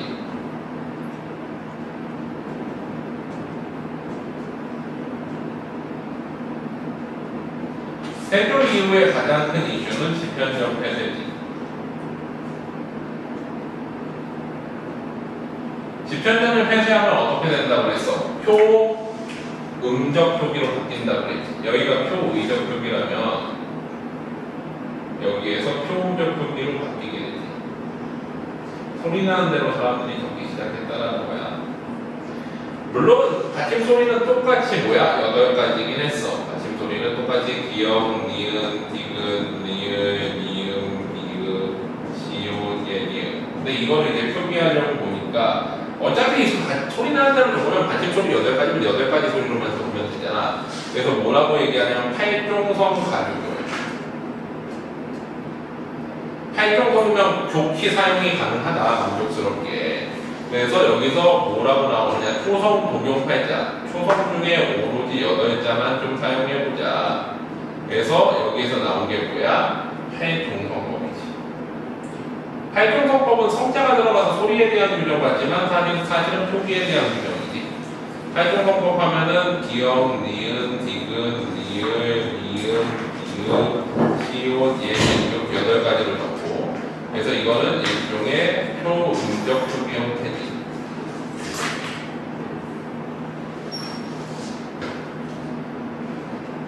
그래서 정말 이 세조 이후에는 소리 나는 대로만 적었어. 어떻게 적었느냐? 꽃 하면은 꽃이라고 시옷 받침 소리 나면 시옷 받침으로 적는 거고, 또 이제 꽃과 같은 경우에도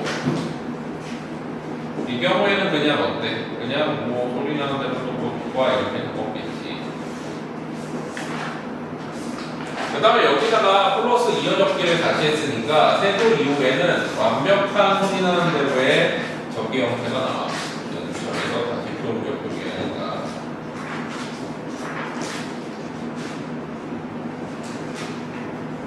그래서 이 경우에는 이제 꽃 같은 경우에도 이제 꽃 플러스 2 해가지고 만들면 이건 고지 또 이렇게 되는 거지.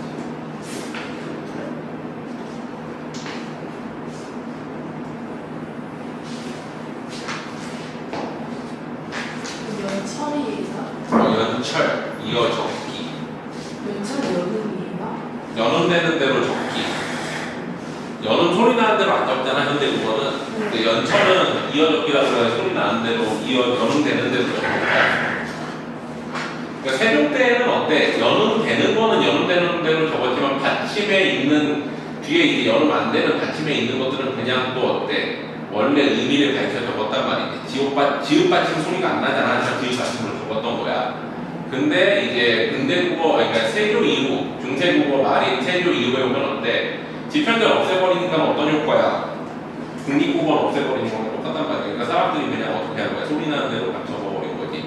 그래서 세조 이후가 가장 소리에 가까워. 그냥 소리 나는 대로 적었어. 그러다 근대국어 가까워지면 다시 뭐가 나와?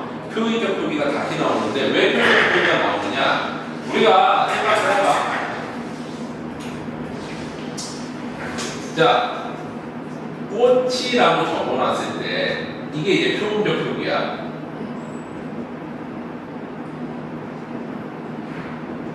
표의적 표기는 어떻게 적어? 이렇게 적지. 꽃이. 자, 그러면은 표문적 표기는 누가 유리해? 누가 편해? 이거는 쓰는 사람 유리야. 쓰는 사람이 소리 나는 대로 쓰면 편하잖아. 근데 이 표의적 표기는 뭐야? 읽는 사람이 유리야. 왜 읽으려면 뜻 구분이 잘 돼야 되는 거잖아. 그래서 소리 나는 대로 적으면 쓰는 사람이 편하고 뜻을 밝혀 적으면 읽는 사람이 편한 거야. 맞지? 자, 근데 하도 세울 때 표현적 표기만 하니까 읽는 사람들이 불편하잖아. 그래서 일부 표현적 표기가 다시 나오기 시작을 하는데, 자, 그러면은 이제 표현적 표기와 표현적 표기 사이에도 과도기적인 표기가 나오는데 그게 뭐냐면은 이제 이게 이제 이어적기, 이게 끊어적기지.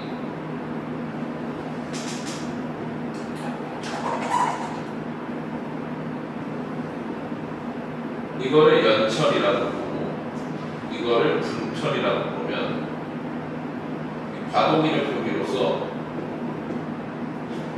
중철 혹은 혼철이라고 해서 이렇게 적는 경우가 있어. 두 개 다 적는 거지 이렇게. 그러면 이거를 거듭적기. 그래서 중철 혹은 혼철이라고 해요.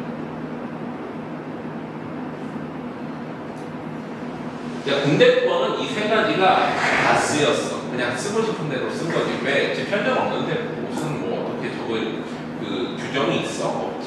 그냥 적고 싶은 대로 쓰는 거야. 그래가지고 이제 1592년 임진왜란 이후가 이렇게 개판이 되는 거지.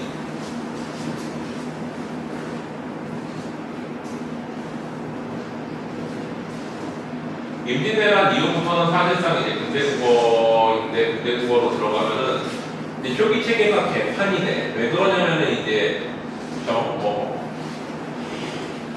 이 세 가지가 다 쓰이기도 하지만 젠소리까지 발달하면서 젠소리를 적는 사람도 있고 안 적는 사람도 있고 이어적기, 끊어적기, 거듭적기 하는 사람들이 이제 다 동시대에 서로 다르게 쓰는 거야.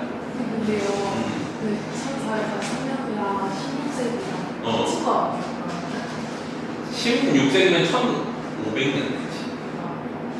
두 개가 위아래 똑같지 않아요? 이것도 받침 소리는 똑같아. 받침 소리는 똑같아. 근데 표기하는 것도 똑같아. 표기하는 방식이 다르지. 얘는 지읒이지. 얘는 시옷이지. 진짜? 얘는 시옷받침이잖아. 소리 나는 대로. 얘는 연음 시키는 거 제외하고 단독 발음의 경우에는 어때? 그 발음이 아니더라도 받침을 줘버린다. 아, 위에 표의적 표기. 위에는 표의적 표기, 표현적 표기 같이 쓰였고, 이건 어때? 완전한 표현적 표기인 거야.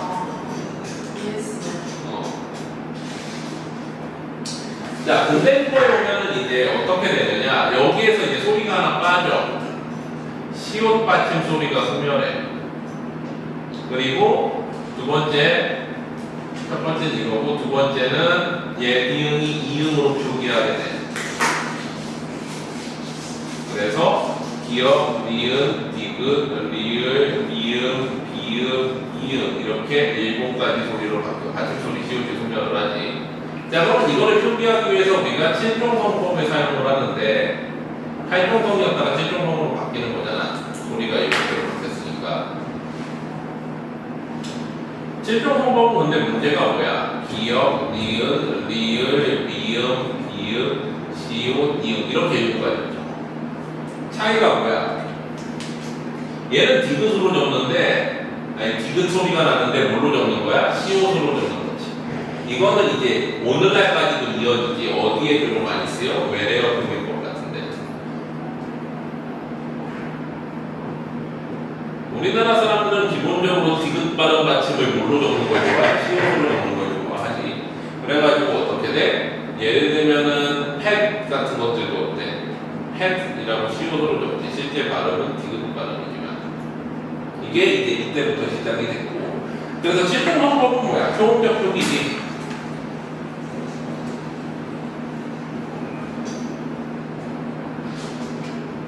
그래서 7종성법을 하려면 어떻게 돼? 그냥 소리 나는 대로 적겠지. 근데 시옷 받침 같은 경우는 어떻게 적어? 디귿 발음인데 시옷 받침으로 디귿 받침만 발음 같은 경우는 시옷으로 적는 거지.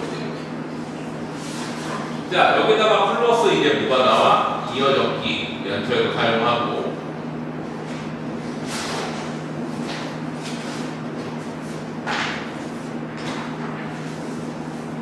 그 다음에 모두 사용해? 끊어적기 근처에도 사용하고.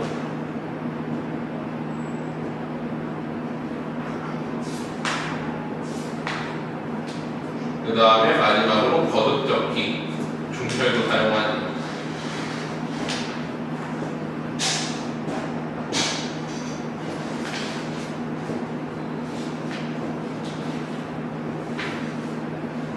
여기다 플러스에서 모두 발달해 젠소리까지 발달하면서 재환장 파트가 됐는데 문제는 얘네 둘과 얘네의 발음이 달라. 어떤 현상이 일어나는지 한번 봐봐. 자, 일단은 이어적기 한다고 해보자. 이어적기 하면 어떻게 표기하겠어? 고지라고 표기할 거야. 그러고 어때? 발음도 고지가 되겠지. 근데 여기서 이제 젠소리가 발달하면 어떻게 돼? 요렇게 적기도 하고 월 이렇게 적기도 하겠지. 어때? 고지라고 발음을 해. 근데 여기에서 이제 끊어적기 하면은 어떻게 돼? 이렇게 적기. 그래서 발음은 똑같아. 고지야. 이거는 이제 7종성법 써야 되니까 지금 못 쓰니까 이렇게 쓴 거지. 그리고 젠소리 발달하면 어떻게 돼? 이렇게 되는데 그래도 똑같이 꼬지 발음이지. 근데 이제 여기서 골 때리기 시작하는 거듭적기라 하면은 이렇게 적거든. 앞에는 7종성법 써야 되니까 시옷으로 적고 뒤에는 이렇게 적는 거야. 자, 근데 이렇게 하면 이제 문제가 뭐야? 두 개나 둘 다 발음하지. 둘 다 발음했어 실제로. 그래서 어떻게 돼? 이 경우에는 밑에는 디귿에다가 이렇게 되겠지. 근데 이제 젠소리가 발달해. 뭐 어떻게 적었고 혹은 이렇게 적겠지. 그럼 이거 발음은 또 뭐야? 젠소리가 발달하지. 이렇게 되겠지. 이게 한 시대에 다 쓰였어. 하물며 이제 1933년 1933년 학명가치법 직전에는 같은 사람이 한 문장 내에서도 서로 다르게 쓰는 경우도 있었어. 그러니까 한 글 내에서도. 독립신문 참관사가 이제 서재필이 쓰거든.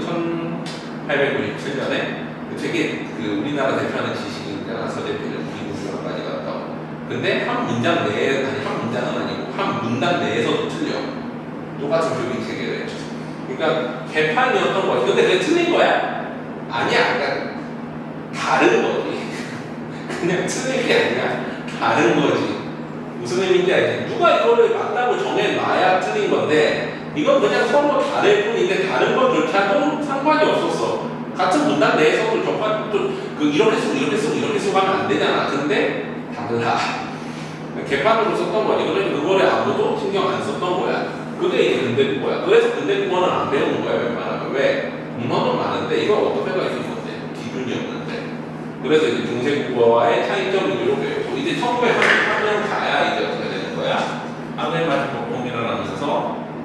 말이 통일이 되는 거예요. 1933년이면 인재강점기잖아. 근데 이게 어떻게 될 수 있었냐면 인재는 어느 정도 용인해줬어. 민족발사 정책이 가기 전까지는. 조선어를 밝혀야 되는데 조선어 밝히려고 보니까 기준이 없네? 어떻게 밝힐 거야? 교과서에 실어야 되는데. 그래서 한글만 통일하니 나올 수 있었던 거였어.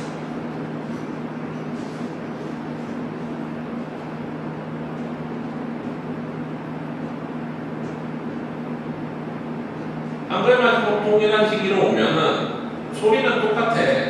지금이랑 기역, 니은, 디귿, 리을, 미음, 비읍, 이음 7가지 소리. 이거를 뭐라고 해? 우리가 음절의 뜻소리 규칙이라고 그러잖아.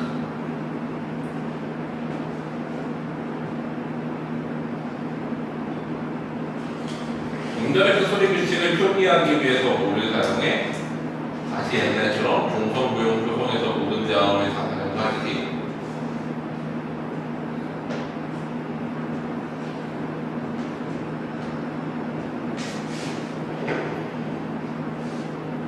즉 표의적 표기를 사용하고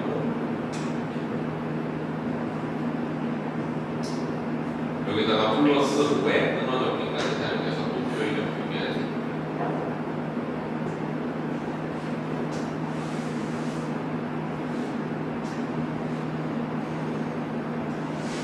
그래서 어떻게 적는 거야? 오늘날처럼 꽃 이렇게 적지. 실제 발음은 이거지만 그 다음에 꽃, 이 이렇게 적지. 꽃, 이 실제 발음은 치. 이렇게 바꾼 거야. 이해되지? 자, 위력이 시간이 들어가는 거야? 그럼 처음으로 보시는 어떻게 되는지 이런 느낌인 거예요? 이건 배경 기식이야. 그러니까 뭐 예를 들면 이렇게 나와. 뭐 예를 들면 이제 뭐 세류 이후에 문어 던져주고서는 여기에 요런 표기가 나왔으니까 이 시대에 이 시대랑 비슷한 뭐 문어는 어떤 거냐고 이런 것들. 그럼 내 시대를 다 알아야 하는 거예요? 내 시대의 특성을 좀 알아두면 좋지. 시대를 전했다는 거. 이 국어 사이가? 중세도. 그 다음에 이제 각 문헌별로 그게 어떻게 반영돼 있는지 이거는 가장 기초 배경 기식이야. 이제 여기에다가 나오는 뭐 중세권 조사의 종류, 그 다음에 운변동의 종류, 여러 가지 표기 체계들 이런 것들 싹 다 알겠어요. 이건 그냥 전체적인 큰 틀에서 어떻게 변화했는지를 아는 거예요. 어느 시대 문헌인가를 아는 거죠. 근데 사실 아예 필요가 있는 게 어느 시대에 이어적인 끊어적기 중에 뭘 사용했는지, 뭐 활동권 가지고 사용했는지 뭐 이런 것들을 알고 있어야 대충 그 시대의 이제 받침의 특성 같은 것들을 알고 있고 그래야 이게 무슨 뜻인지 명확하게 해주는 거지.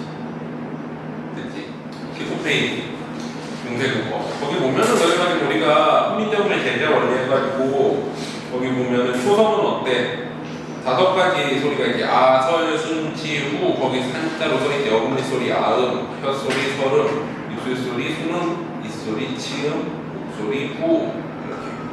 그 다음에 이제 울림 소리, 예사 소리, 거세 소리, 된 소리 해가지고 어떻게 돼? 울림 소리는 불청, 불탑이라고 하고. 이제 마이크도 탁하지 않은 소리라는 거야. 마이크도 탁하지도 않은 소리. 예사 소리는 전적으로 맑은 소리, 그래서 전청.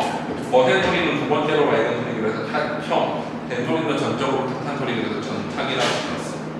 현대국어랑 개념 같은데 어때? 이름 부르는 방식이 다르지. 자, 그 다음에 뒤로 가보자. 중성은 모음인데 아까 말했던 것처럼 천지인 3대를 기본적으로 삼고 그 다음에 초출자, 대출자, 합용전에 만든 거지. 그래서 양성과 음성이 각각 나누어지고 그 다음에 이제 종성은 초성을 다시 사용했지. 그래서 거기 표기법에서 동성부용, 수성, 팔종법, 가주경, 초성부용, 팔자 차에서 과정을 거쳐서 팔종법법이 됐고 그 다음에 어때? 칠종성법으로 넘어갔다가 다시 종성부용, 초성 쓰는 거 방금 정리한 내용들 간단하게 나와있지. 21페이지까지 해가지고 그 다음에 연서법도 마찬가지 나오지. 위아래로 붙여 쓰는 거 미음, 기음, 피읍, 쌍피읍 같은 미음 계열은 아래다 이음을 적을 수 있는데 그럼 입술을 보는 소리가 돼.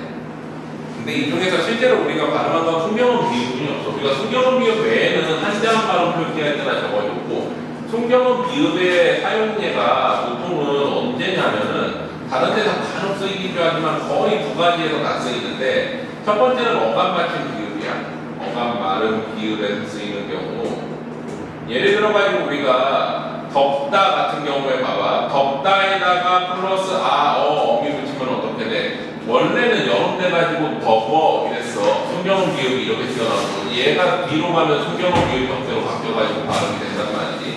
V 발음이었는데 이게 세조 이후에는 순경은 비읍 발음이 없어지면서 어떻게 된 거야? 더워 해가지고 W 발음으로 바뀌게 된 거지. 우 발음으로. 그러니까 순경은 비읍 발음이 우 발음으로 바뀌게 된다. 우나 발음이야.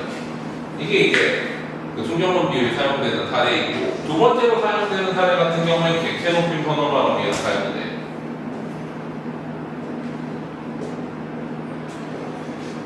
객체 높임 선언 발음이는 뭐야? 이제 중세국어 때는 높임의 표현을 다 선언 발음으로 보통 표현했는데 객체 높임 선언 발음에 쓰이는 게 습, 즉, 읍 같은 거지. 삽자밥이라고 우리가 말해하는 아나 으로 읽으니까. 그래서 예를 들면은 이제 그 먹다 같은 경우에는 먹sap다라고 쓰는데 여기다가 이거 대신에 뭘 넣어봐? 아나 어를 넣어보자. 그럼 어떻게 돼? 먹사와 이렇게 했다가 순경은 비읍 없어지면 어떻게 돼?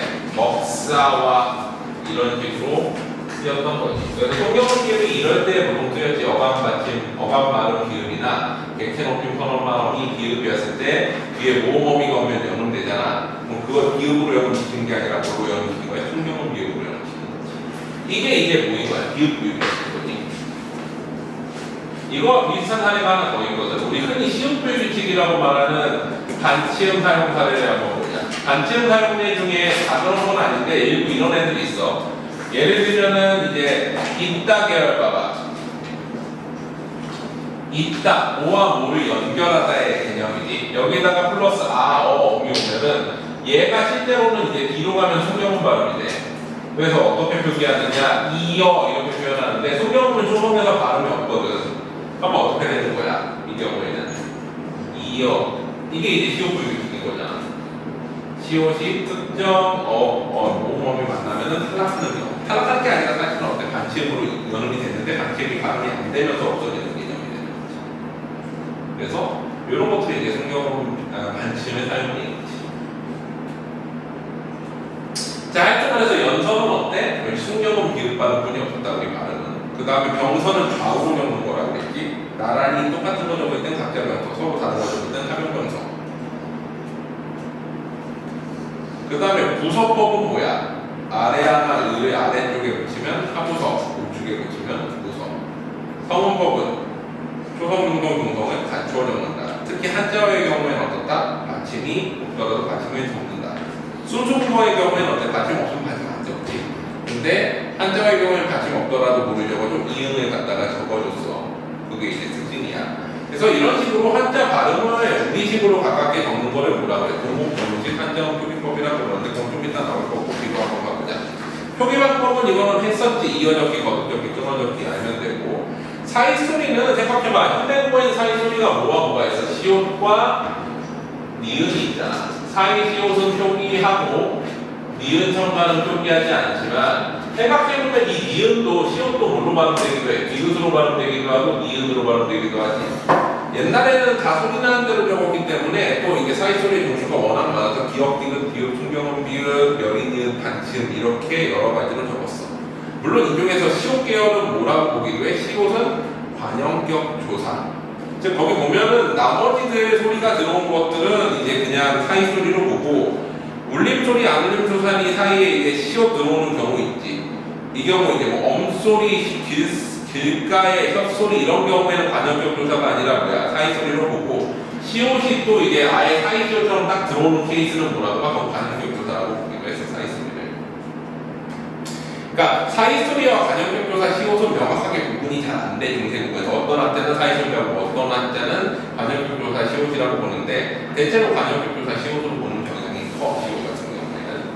그 다음에 동국정식 한자어 표기법은 뭐냐? 자, 그 조선시대에 세종이 한글을 창제할 때 우리의 한자 발음은 중국의 명나라 한자 발음과 달랐어.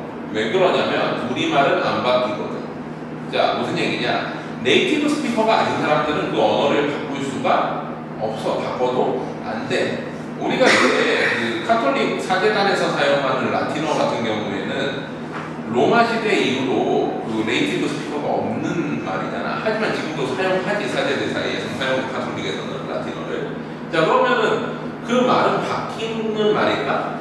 안 바뀌어. 딱 로마 멸망하고 나서 그 이후로 라틴어는 그냥 고정돼서 계속 똑같은 발음과 똑같은 어휘로만 사용돼. 함부로 바꿀 수가 없는 거야. 그 말은 사어화된 거지. 사용하는 사람은 있지만 죽은 말인 거야.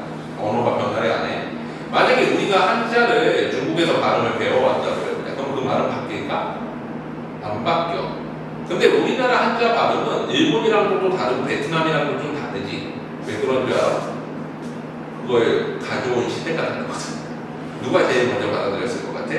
우리나라야. 우리나라의 한자 발음은 지금 있는 모든 나라들 중에서 가장 오래된 한자 발음이야. 왜? 우리나라가 제일 먼저 받아들였고 그걸 계속 유지해 왔으니까. 일본은 우리보다 늦게 받아들였지. 그 다음에 계속 유지해 왔겠지. 베트남도 우리보다 늦게 받아들이고 계속 유지해 왔을 거야. 그럼 걔네들 발음은 어때? 그 이후 시대 발음이겠지. 중국은 가장 최신 발음이지. 왜? 계속 바뀌었을 테니까. 이해돼? 그래가지고 조선시대에 와도 보면은 명나라랑 발음이 달라. 근데 세종은 뭐라고 생각한 거야? 네? 그럼 명나라 발음에 가깝게 적어줘라. 그게 궁극적으로 한자는 우리 거야. 자, 어떤 식으로 적느냐 봐봐. 우리가 생각해봐. 우리가 애플 이런 영어 할 때 우리가 하도 굳어져서 여자는 어떻게 적어? 그냥 이렇게 적지. 근데 이렇게 적지 말고 쟤네 발음에 가깝게 최대한 가깝게 적어봐. 에어폴 이런 식으로 적어봐. 이렇게 적어줘라. 이게 궁극적으로 한자는 그게 보는 거야. 근데 원음에 가까운 이상은 표기, 거기 23페이지에 보면은 중국 원음에 가까운 이상은 표기라고 돼 있지. 우리 실제 발음은 중국인데 융빅 막 이렇게 적어주라는 거야. 그리고 몇 가지가 더 있는데 성음법 뭐야? 초성, 중성, 동성 중에 한자어는 고급 언어이기 때문에 중성에 다 적어줘라. 그래서 이렇게 적지 말고 또 어떻게 적으라는 거야? 받침을 다 적어줘라. 실제 발음은 뭐야? 에어풀이지만 에옹풀처럼 적어줘라. 이건 소리 없는 거지. 우리가 이렇게 적으면 발음 소리가 있는 거고 이렇게 하면 소리가 없는 거였잖아. 그 다음에 한자어 리을 발음은 우리와 다른 입성 발음이기 때문에 그것도 표시해줘라. 에옹풀 하면은 우리식 발음이니까 여린이을 적어줘가지고 얘는 빨리 끊기는 발음이야 라고 발음하게끔 만들어라. 이게 이영고래야. 이 뭐뭐로써, 영 뭐야? 여린 히읗으로써, 보완해라. 뭐를 보완해라? 리을 보완해라. 이런 뜻이야. 근데 우리말에서도 이연고래 해가지고 리을 여린이를 적는 애들이 있거든. 뭐냐면 관형사용 성어리 리을. 우리 관형사용 성어리 리을 하면 운변동에서 뭐 생각나? 표준발음법 27항 생각나니? 관형사용 성어리 리을 뒤에 기역, 디귿, 기역, 지읒 오면 된소리 되잖아. 그래서 처음에 이 리을 여린이 표기를 학자들이 뭐라고 그랬냐면 된소리 표기라고 그랬었어. 근데 생각해보면은 하의 노미 한이라 같은 경우도 이제 세종원적 민정에 나오는데 하의 노미 그러면 그 된소리 될 수 있어? 안 되지. 이런 표기가 많으니까 나중에는 보고서 아 된소리 보 아니다. 그럼 뭐라고 할 거냐? 저런보라는 거 소리를 끊어주는 거. 입성이라는 게 우리가 소리가 빨리 끊기는 소리들을 얘기하는 거거든. 근데 중국식 발음은 리을 발음이 우리는 길게 발음할 수 있는데 걔는 짧게 끊어서 발음했다고 해가지고 여린 이엇을 적어준 거고 우리 관형사용전성어미도 길게 발음하지 않아서 여린 이엇을 적어준 거라 보통 이렇게 생각하는 거야. 그것도 피셜이야. 어땠는지 모르지만 학자들 피셜이야. 자 그럼 봐봐. 우리 입성이라는 게 뭔지부터 알아. 입성은 뭐냐면 짧게 끊기는 소리인데 우리 받침 소리가 8가지 있었다고 그랬지. 중세국어들은 발음해봐. 자 각 길게 발음할 수 있어? 기억 받침? 안 되지. 각 이게 입성이야. 간 길게 발음되네? 이게 입성 아닌 거야. 그 다음에 갓 길게 발음돼? 안 되네? 이게 입성이야. 갈 길게 발음되네? 이건 입성 아니야. 감 길게 발음되네? 이거 입성 아니야. 그 다음에 뭐야? 스 발음은 어때? 이 입성이야. 이 입성이야. 지금은 없어졌겠지만. 그 다음에 뭐야? 이거는 입성 아니야. 차이 뭐야? 울림소리는 입성이 아니야. 울림소리 아닌 애들은 입성이야. 이해돼? 우리말은 울림소리인 애들은 어때? 모두 울림소리 성향이 있잖아. 공기를 뱉으면서 계속 낼 수 있는 소리들이야. 울림소리는. 그래서 어때? 길게 발음할 수 있는데 입성 아닌 애들은 공기를 끊어버리면서 끝나지. 그러니까 우리 울림소리 하면 모음도 울림소리고 전부 다. 그 다음에 자음 중에서 길게 발음할 수 있는 소리가 울림소리인 거야. 공기를 뱉으면 계속 울리니까. 근데 그 외의 자음들은 어때? 끊어줘야 되거든. 그래가지고 이제 입성과 입성 아닌 걸로 구분하는데 우리 받침 리을은 뭐야? 입성이야. 입성이 아니지. 근데 한자어 리을은 뭐야? 입성이라고 해서 연인예술 적어준다는 거야. 이해돼? 또 과정사용 성범위 리을 봐봐. 먹을 것, 먹을 것 이상하잖아. 먹을 것, 할 것. 그래서 어때? 입성을 표기하느라고 리을에다 연인예술 적어준다는 거야. 과정사용 성범위 리을에. 이해돼? 자, 그래가지고 성조방정법 한번 보자. 거기 보면 4개의 성조가 나오는데 평성, 거성, 항성, 입성 이렇게. 자, 근데 세종 때 원래는 성조가 4개야? 아니야. 입성과 입성 아닌 거 해가지고 6개가 나와야 되지. 예, 봐봐. 자, 입성 아닌 것부터 보자. 입성 아닌 거 울림소리로 끝나는 애들 혹은 모음으로 끝나는 애들. 평성 뭐야? 점 없고 낮고 짧은 소리.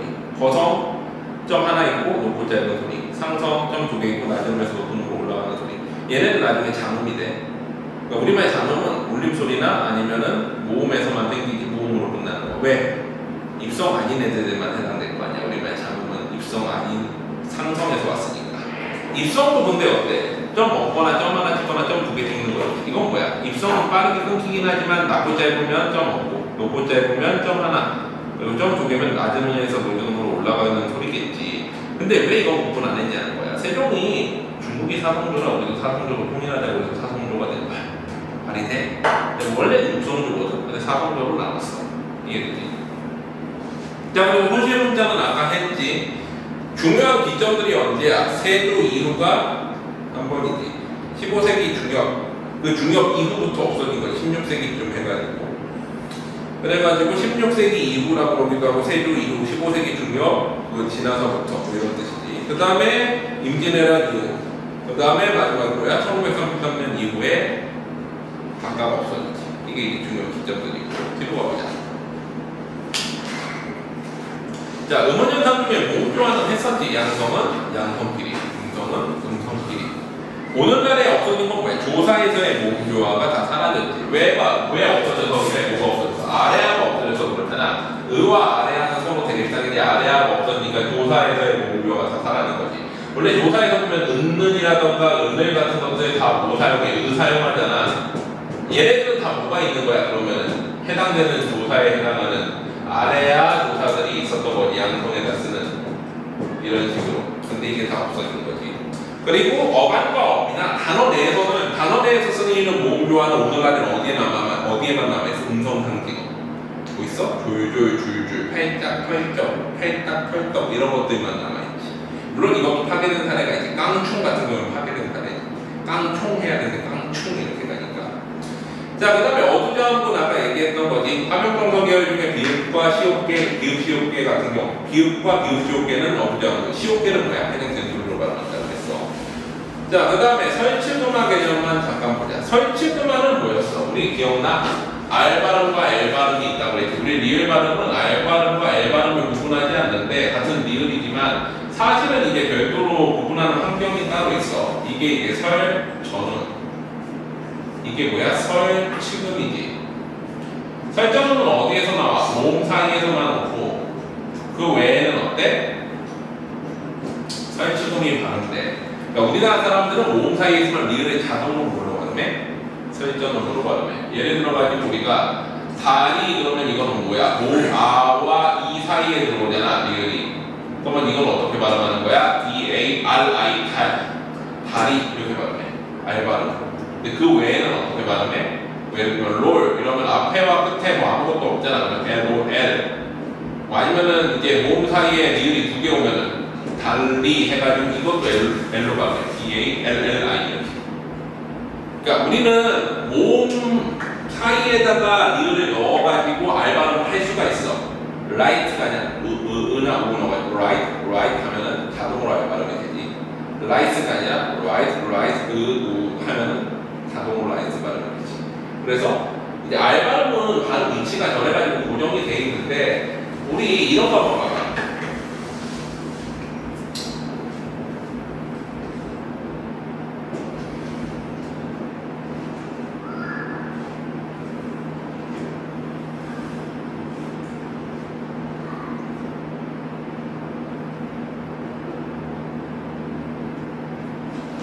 얘네들 특징이 뭐야? 르브이 규칙.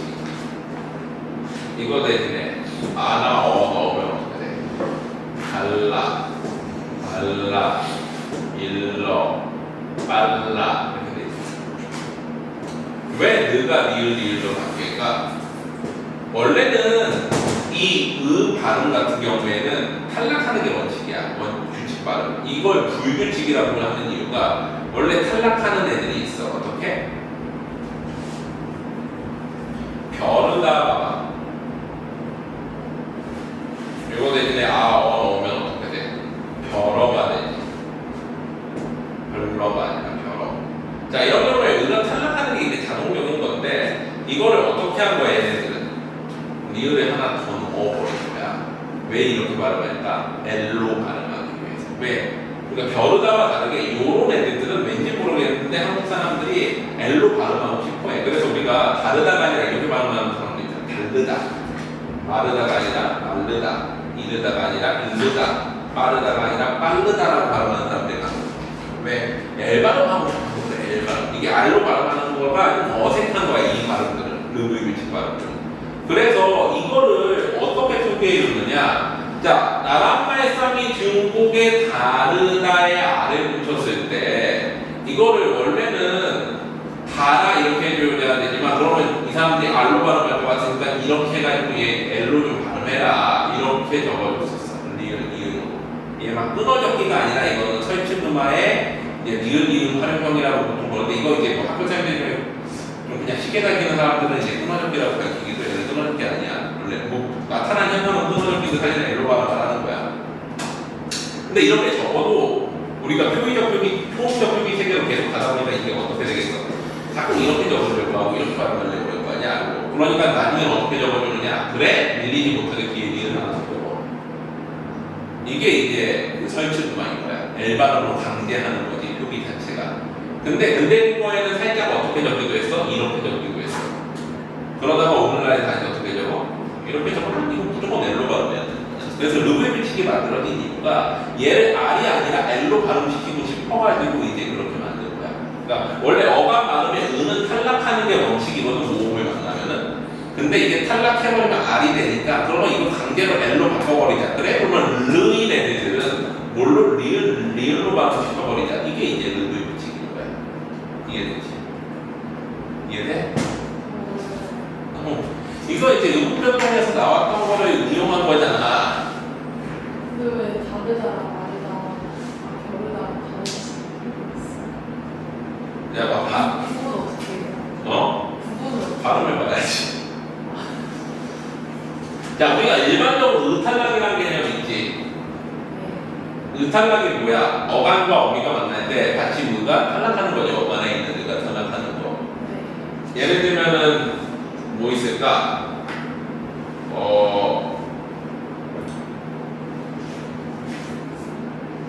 으로 끝나는 거 뭐냐? 크다. 하면 어떻게 돼? 커. 이렇게 되는 거잖아. 근데 자르다 같은 거 봐봐. 붙이면은 붙이면 어떻게 돼? 잘라가 되지. 원래는 의가 탈락해야 되는 게 많잖아. 의탈락이 안 일어나고 얘네를 리을로 바꾼 이유가 뭐냐는 거야. 있을 때 원래는 이 의탈락하면 어떻게 돼? 자라 이렇게 되잖아. 그러면 이거는 뭐가 돼? R 발음이 되잖아. 근데 우리나라 사람들은 르 계열 발음들을 대체로 다 뭘로 발음하고 싶어해? L로 발음하고 싶어해. 그래서 잘라, 이렇게 잘르다 이렇게 발음하고 싶단 말이야. 그래서 아예 그러면은 이거를 처음에는 어떻게 적어줬던 거야? 이렇게 적어줬는데 이렇게 해줘도 사람들이 연음해서 발음하니까 그래? 뒤에다 하나 더 때려놓으면 L로 발음하잖아. 이해돼? 어떤 개념인지. 그러니까 르브이 규칙의 어원인 거예요. 근데 사실 이 설치도만은 직접적으로 문제 내는 데는 진짜 어려운 문제 내는 학교들 빼는 건 안 내. 그러니까 뭐 저런 애들 있잖아. 외대부거나 이딴 데에서 이제 일반 고등학교에서 거의 안 돼. 분당 같은 경우에는 이게 뭐 분당 중앙고나 뭐 진짜 어렵게 되는 이런 데들은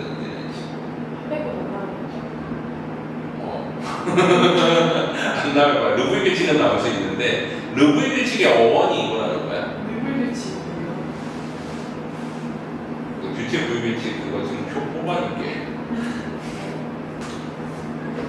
규칙 불규칙 표 뽑아줄 테니까 그거 한번 보면서 설명하고 나머지 형태론 조사 파트는 그냥 읽어보면 되거든. 읽어보고 오늘 너 가야 되니까. 그리고 높임 표현은 지난번에 높임 표현 했을 때 정리했어. 정색으로 읽어보면 알 거야. 그래서 나머지 형태론 부분을 읽어보고 그 규칙 불규칙만 하고서 끝내자. 봐봐 지금 뽑아서 바로 해줄게.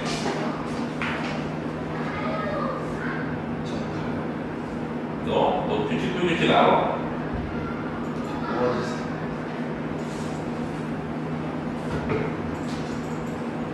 너 그것만 받아서 가. 그러면 규칙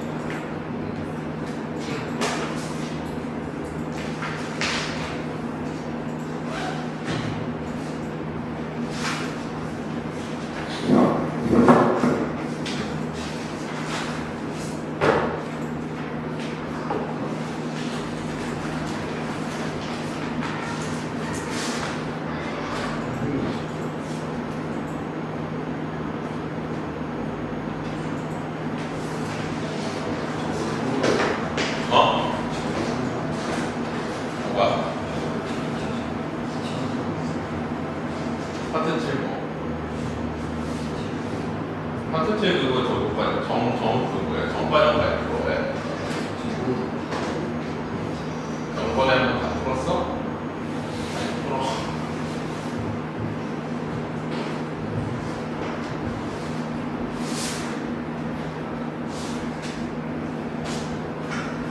이게 이번에 시험 범위를 좀 나올 거야. 다시 한번 풀어봐.